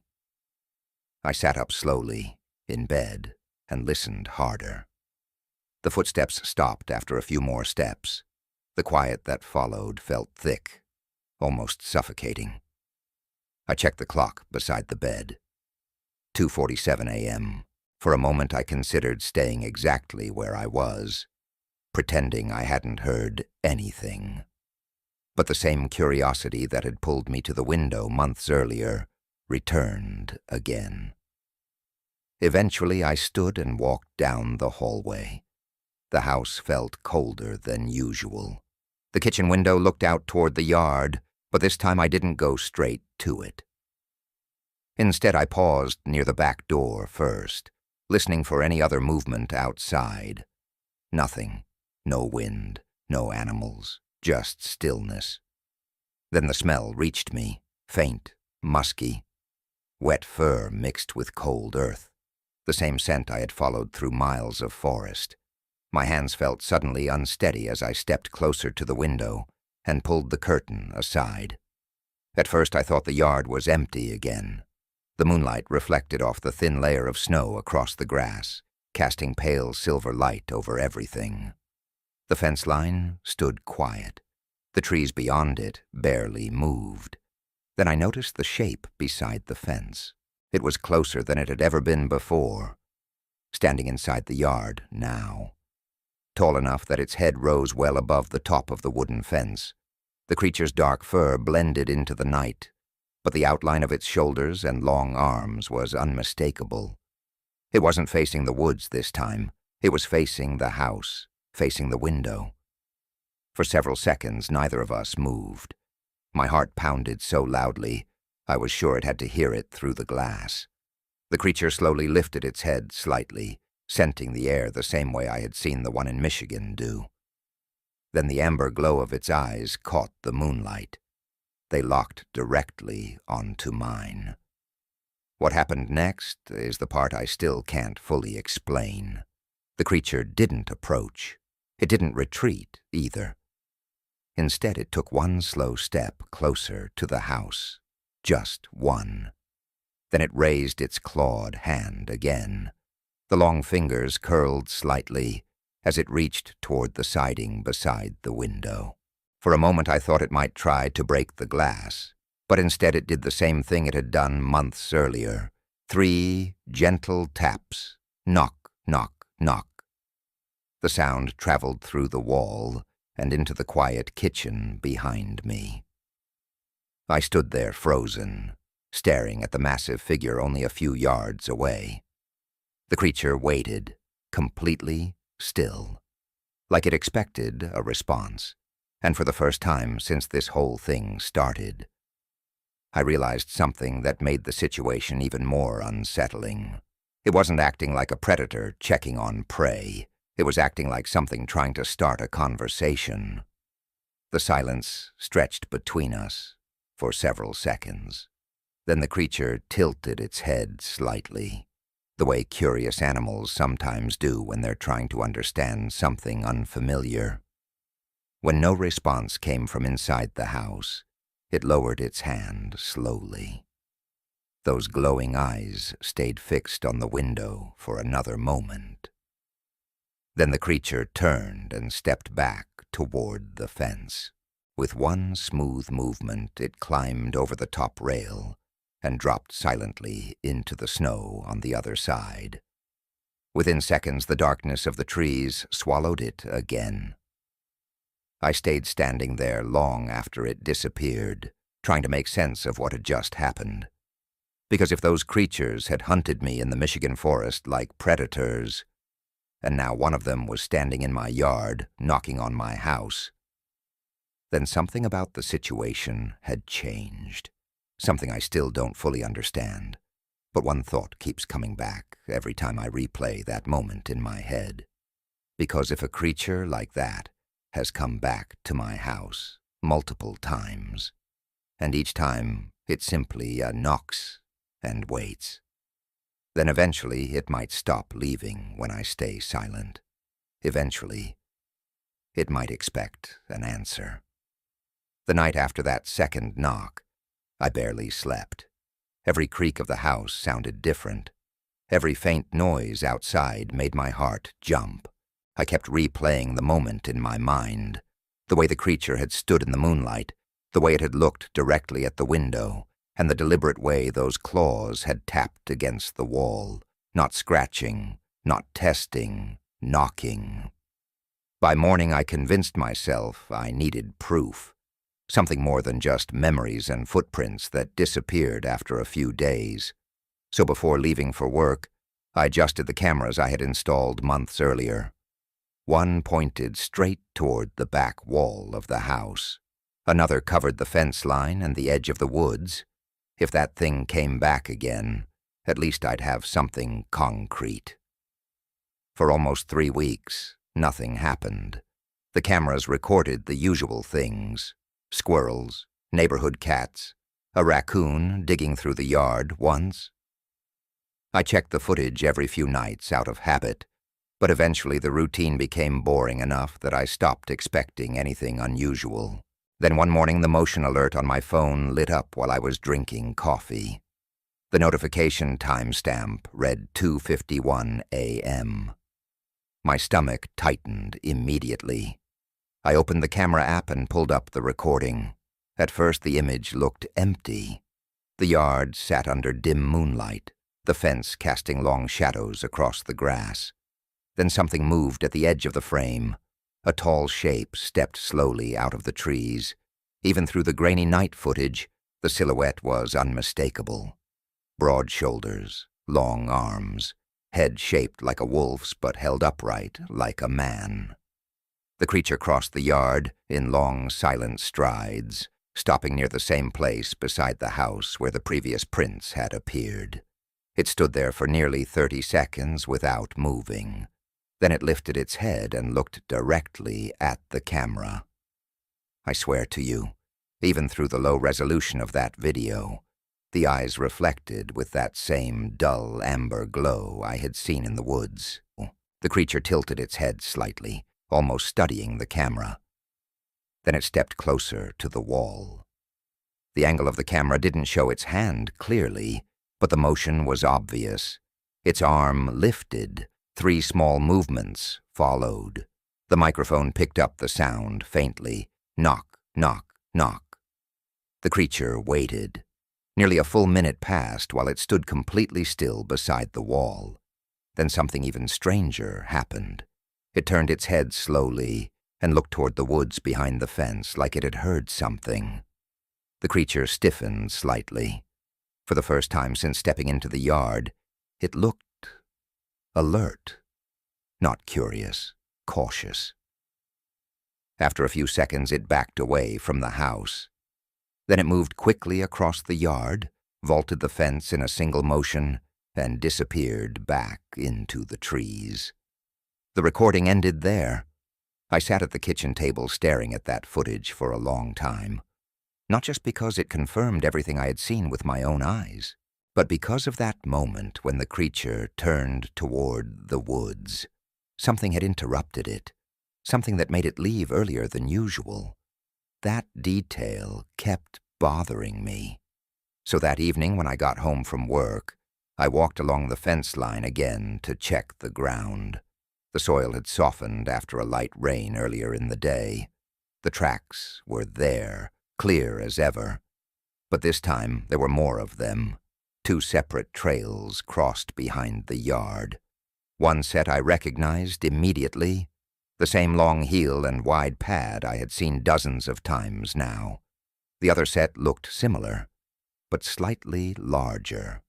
The stride was longer, the claw marks deeper, and both trails had stopped at the same place, near the fence, before turning back toward the woods.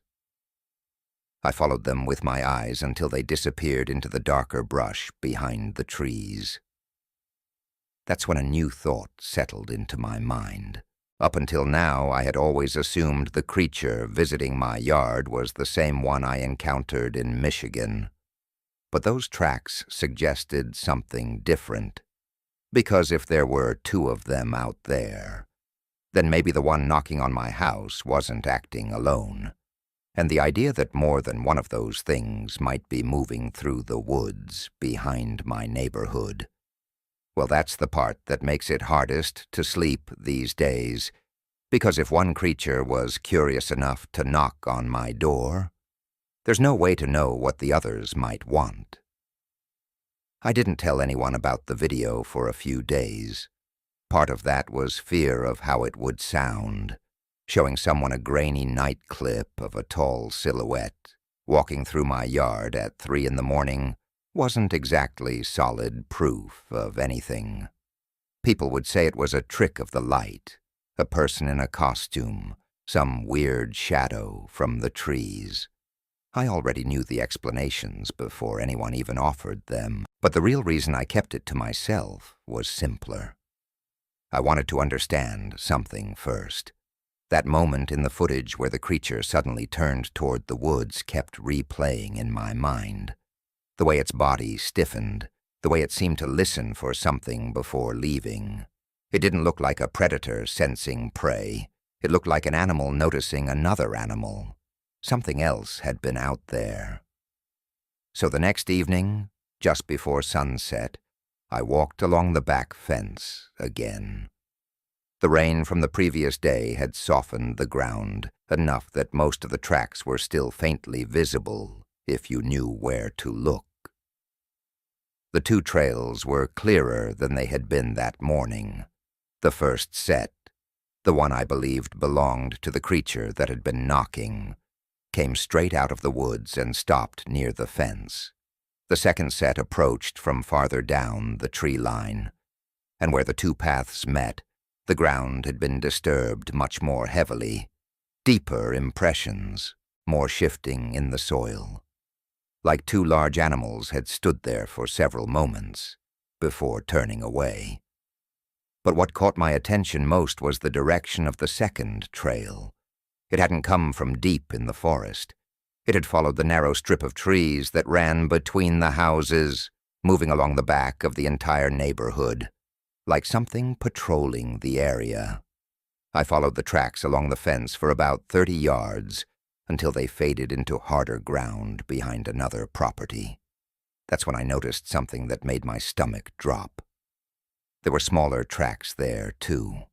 Not from a dog, not from a deer. They had the same long heel shape as the others, but the impressions were shallower, the stride shorter. For a moment I just stared at them, trying to convince myself I was seeing it wrong. But the pattern was clear. 3 separate trails, 2 large, 1 smaller. The smaller set didn't come close to the fence. It stayed several yards back in the trees the whole time, trailing behind the others, watching. I stood there for a long time, looking at those tracks, and a thought slowly formed that I hadn't considered before. Up until that moment, every story I'd ever heard about these creatures, every strange encounter people whispered about online or around campfires described them as solitary hunters, one creature, one shadow moving through the woods. But the evidence in the soil behind my yard told a different story. There weren't just two of them, there might be a group, and one of them, the one visiting my house, was behaving very differently from the others. It wasn't hunting, it wasn't stalking the neighborhood. It kept coming to the same place, standing near the same wall, knocking, waiting. The idea kept turning over in my mind that night while I watched the camera feeds again. Because the creature that came to my yard never acted aggressive. But the larger tracks in the woods, those belonged to something heavier, something that moved more cautiously, something that seemed to keep its distance from the house entirely, almost like it didn't approve of the other one getting so close. Then another unsettling possibility crossed my mind. What if the one knocking wasn't the leader? What if it was the curious one, and the larger one in the trees was the one making sure it didn't get too close to the humans? The thought stayed with me late into the night. Around 2 in the morning, I finally turned off the lights in the living room and started heading toward the bedroom. As I passed the back hallway window, something outside caught my eye. Movement in the yard. I froze instantly and stepped closer to the glass. The motion light near the fence had turned on. Standing beneath it was the familiar tall figure, the same creature from the video. Its dark fur shone faintly under the yellow glow of the light. It looked directly toward the house again. But this time, it didn't approach the wall. Instead, it simply stood there, watching. Then its head slowly turned toward the woods. The creature held that position for several seconds, like it was listening. And then, for the first time since these visits started, I saw something else step into view behind it.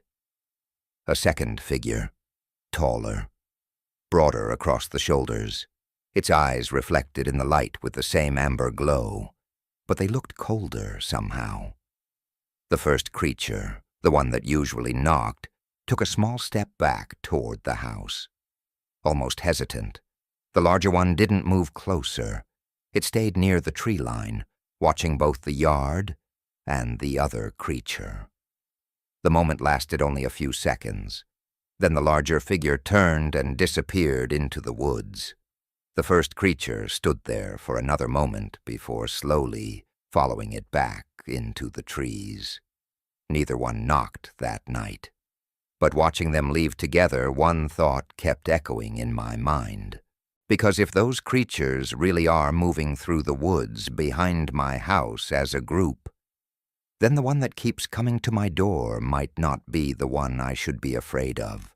It might be the one that's trying to stop the others from getting closer. After that night when I saw the second one, the woods behind the neighborhood felt completely different. Before, it had always been one presence, one set of glowing eyes somewhere beyond the fence. One creature leaving prints near the house and knocking on the wall like it was trying to figure something out. But seeing the larger one step out of the trees changed the entire picture, because the moment it appeared, the other one behaved differently, almost cautious, like a younger animal suddenly aware that something stronger was nearby. That thought stuck with me over the next few weeks while I reviewed the camera footage again and again. I started noticing things I hadn't caught before. Small movements at the edge of the frame, shadows shifting in the trees just before the knocking creature entered the yard. Once, in a clip recorded nearly 2 months earlier, I even saw a pair of eyes much higher in the brush line, watching while the other creature approached the house. I had assumed those glowing reflections were just artifacts from the camera at the time. Now I wasn't so sure. It began to look less like random visits and more like supervision. The larger one stayed hidden most of the time, watching, waiting, making sure the curious one didn't go too far. Once that idea took root, another unsettling possibility followed. What if the creature knocking on my house wasn't the hunter from the forest at all? What if it was younger? The smaller tracks I'd found near the trees suddenly made more sense when I thought about them that way. The stride was shorter, the weight lighter. Not a full-grown animal, but not small either. More like something in between. And the behavior fit, too. Curious, observant, testing boundaries. The kind of behavior you'd expect from something still learning. Meanwhile, the larger one never came closer than the tree line, except for that one night. After that sighting, the visits slowed down again. Weeks passed without the cameras recording anything unusual. Winter deepened, and snow covered the yard once more. The fence line disappeared under smooth white drifts. For a while I wondered if the group had simply moved on. Animals migrate when food becomes scarce. Territories shift. Even large predators disappear for seasons at a time. But late one night near the end of January, I heard the sound again, the soft crunch of footsteps in snow. This time I didn't rush to the window immediately. Instead, I turned on the camera feed from my phone first. The screen lit up with the backyard view. The motion light had just activated. Standing near the fence was the familiar dark shape again. The same creature that had knocked on the wall. It stood there looking toward the house for several seconds before slowly walking across the yard. But instead of heading straight for the wall like it usually did, it stopped halfway. Its head turned toward the woods, and even through the camera, I could see its body stiffen slightly. Something else had stepped into the trees behind it. A larger silhouette moved between the trunks. The second creature. It stayed partly hidden in the darkness, but the height difference was obvious even on the grainy footage. The first one turned toward it. For several seconds they just stood there facing each other. Then something happened that I still struggled to explain. The smaller one made a low movement with its head and shoulders, almost like it was lowering itself. Not aggressively, more like acknowledging something. The larger creature didn't approach. It simply stood there for another moment before slowly backing deeper into the woods again. When the larger shape vanished, the smaller one remained in the yard. It turned back toward the house, walked the rest of the way across the snow, and stopped beside the same section of wall it had visited so many times before. For a moment I thought it might knock again. Instead, it did something completely different. The creature leaned forward slightly and pressed its nose close to the siding, like it was smelling the wall or listening through it. Then it slowly lifted one clawed hand and placed it flat against the surface, not knocking, just resting there. The camera microphone picked up a faint scraping sound as the claws touched the wood. The creature stayed like that for several seconds, hand against the wall, head tilted slightly, almost like it was trying to sense something on the other side. Then it lowered its arm and stepped back. This time it didn't look toward the window.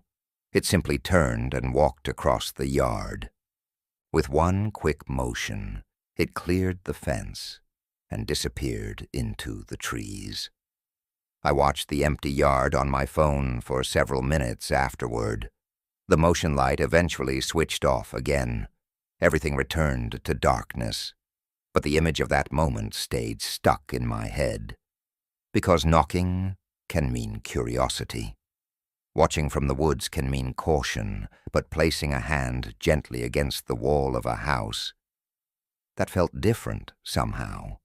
Almost like the creature had stopped trying to get my attention and had started trying to understand what was inside. The part that keeps bothering me now is something I noticed the next morning when I went outside to check the snow. The tracks leading away from the house were clear, but near the wall, right where the creature had touched the siding. There were two sets of prints overlapping. The smaller one I recognized immediately. The second set was much deeper, much larger, and it hadn't come from the woods. It had come around the side of the house, which means while I was watching the smaller creature through the camera that night, the larger one might have already been standing somewhere I couldn't see, much closer to the house than it had ever come before. I didn't realize how close the larger one had been until the next morning. When I stepped outside to check the snow, the air felt heavier than usual, cold enough that each breath burned slightly in my lungs. The yard looked calm, untouched except for the line of tracks I already expected to see leading away from the wall. But when I walked closer to the siding, I noticed something that made my chest tighten. The prints from the smaller creature were exactly where they had been in the camera footage. They came straight from the fence, stopped beside the house, and lingered there for several seconds before turning back toward the yard. But layered over those impressions was another trail, the larger one.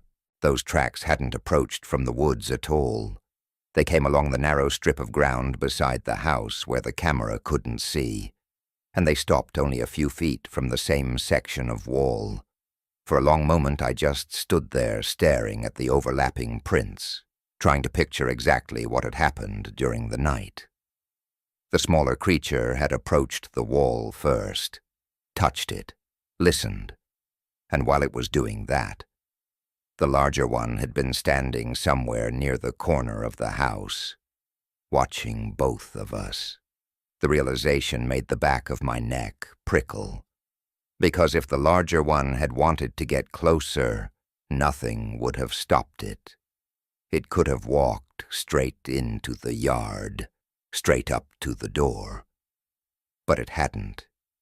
It stayed just out of sight, almost like it was observing the same thing the other creature was, the house. Or maybe me. That thought stayed with me all day, and the more I thought about it, the more a strange pattern started forming in my mind. Every time the smaller creature visited the house, the larger one appeared nearby sooner or later, not attacking, not chasing it away, just present, like a parent keeping watch. By the time night came again, I couldn't shake the feeling that something was changing. The visits had started with distant observation, then knocking, then touching the wall, and now the larger creature had moved closer than ever before.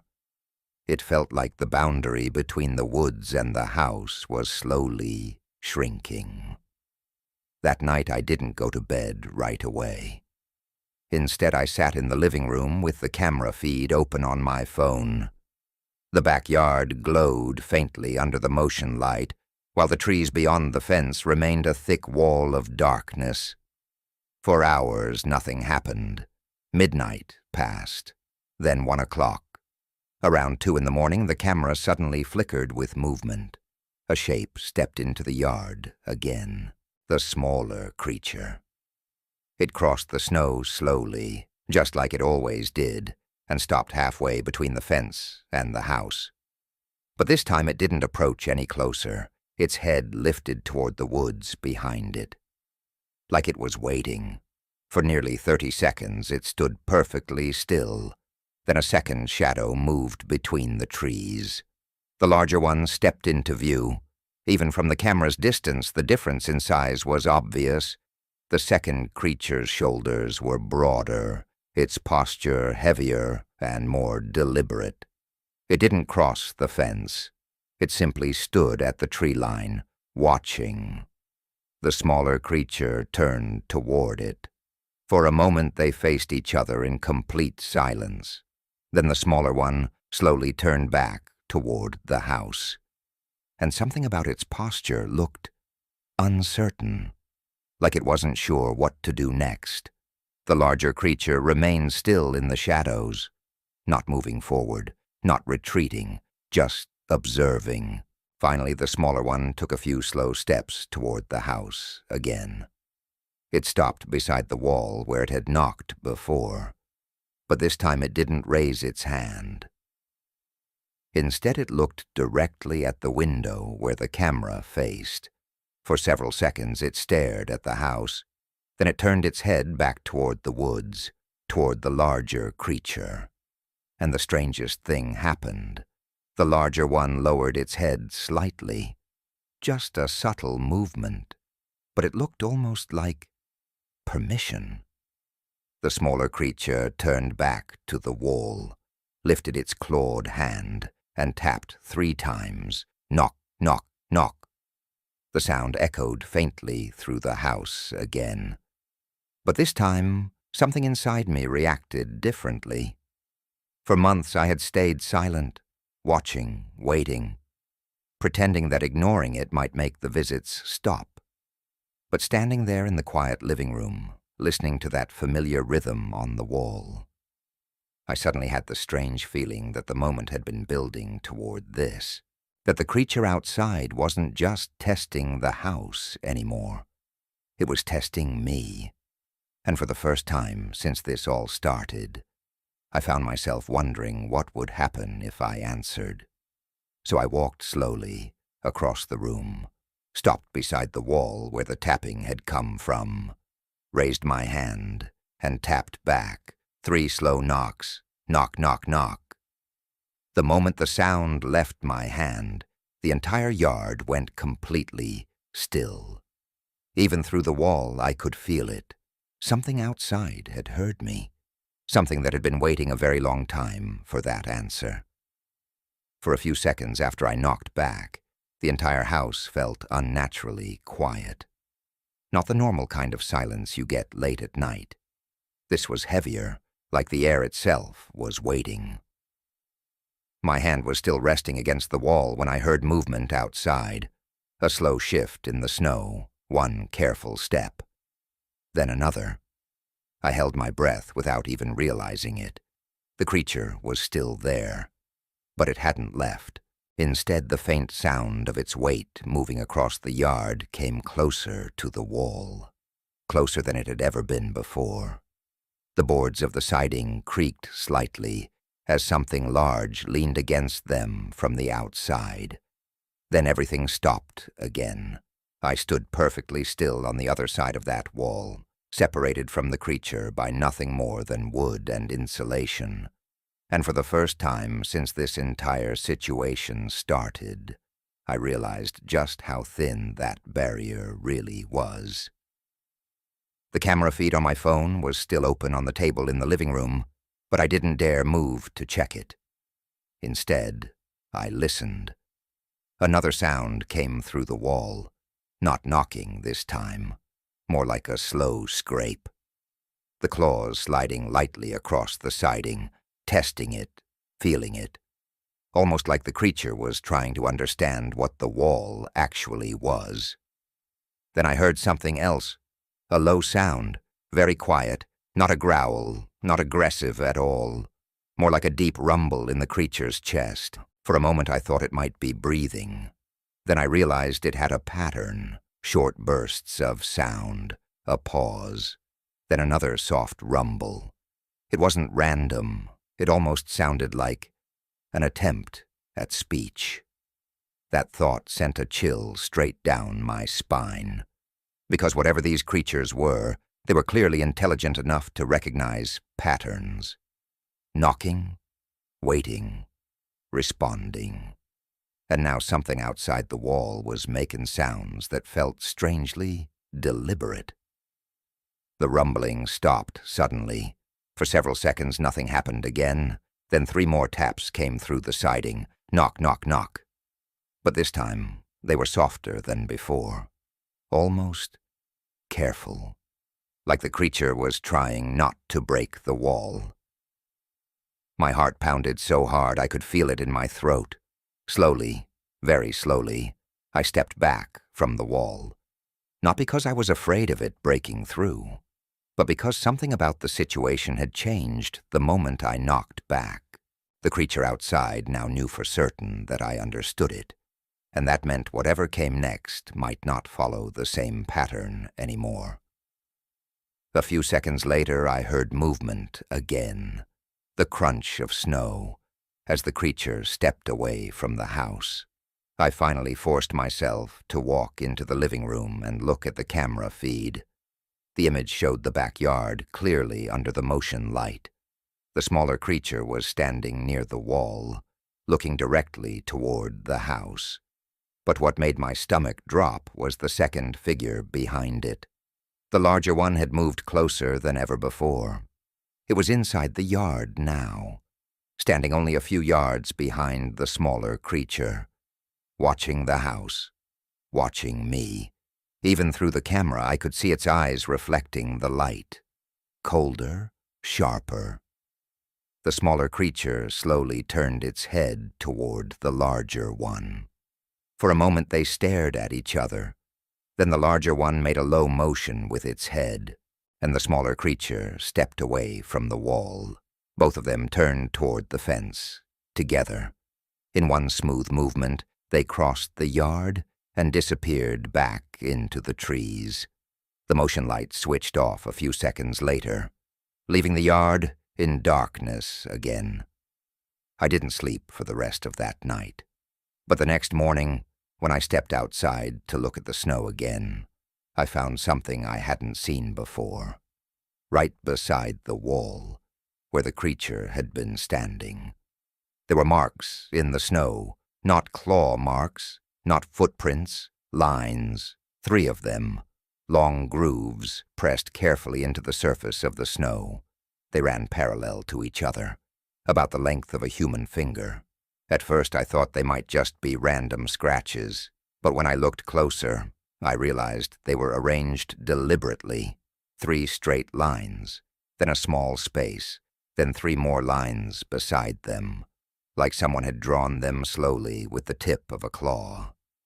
I stared at those marks for a long time, because the more I looked at them, the more they stopped looking like scratches and started looking like symbols, something placed there on purpose, something meant to be seen by the person living inside the house, which means the creature that knocked on my wall last night didn't just hear my answer. It left one of its own, and the part that still keeps me awake now is wondering whether those marks were meant as a message or a warning.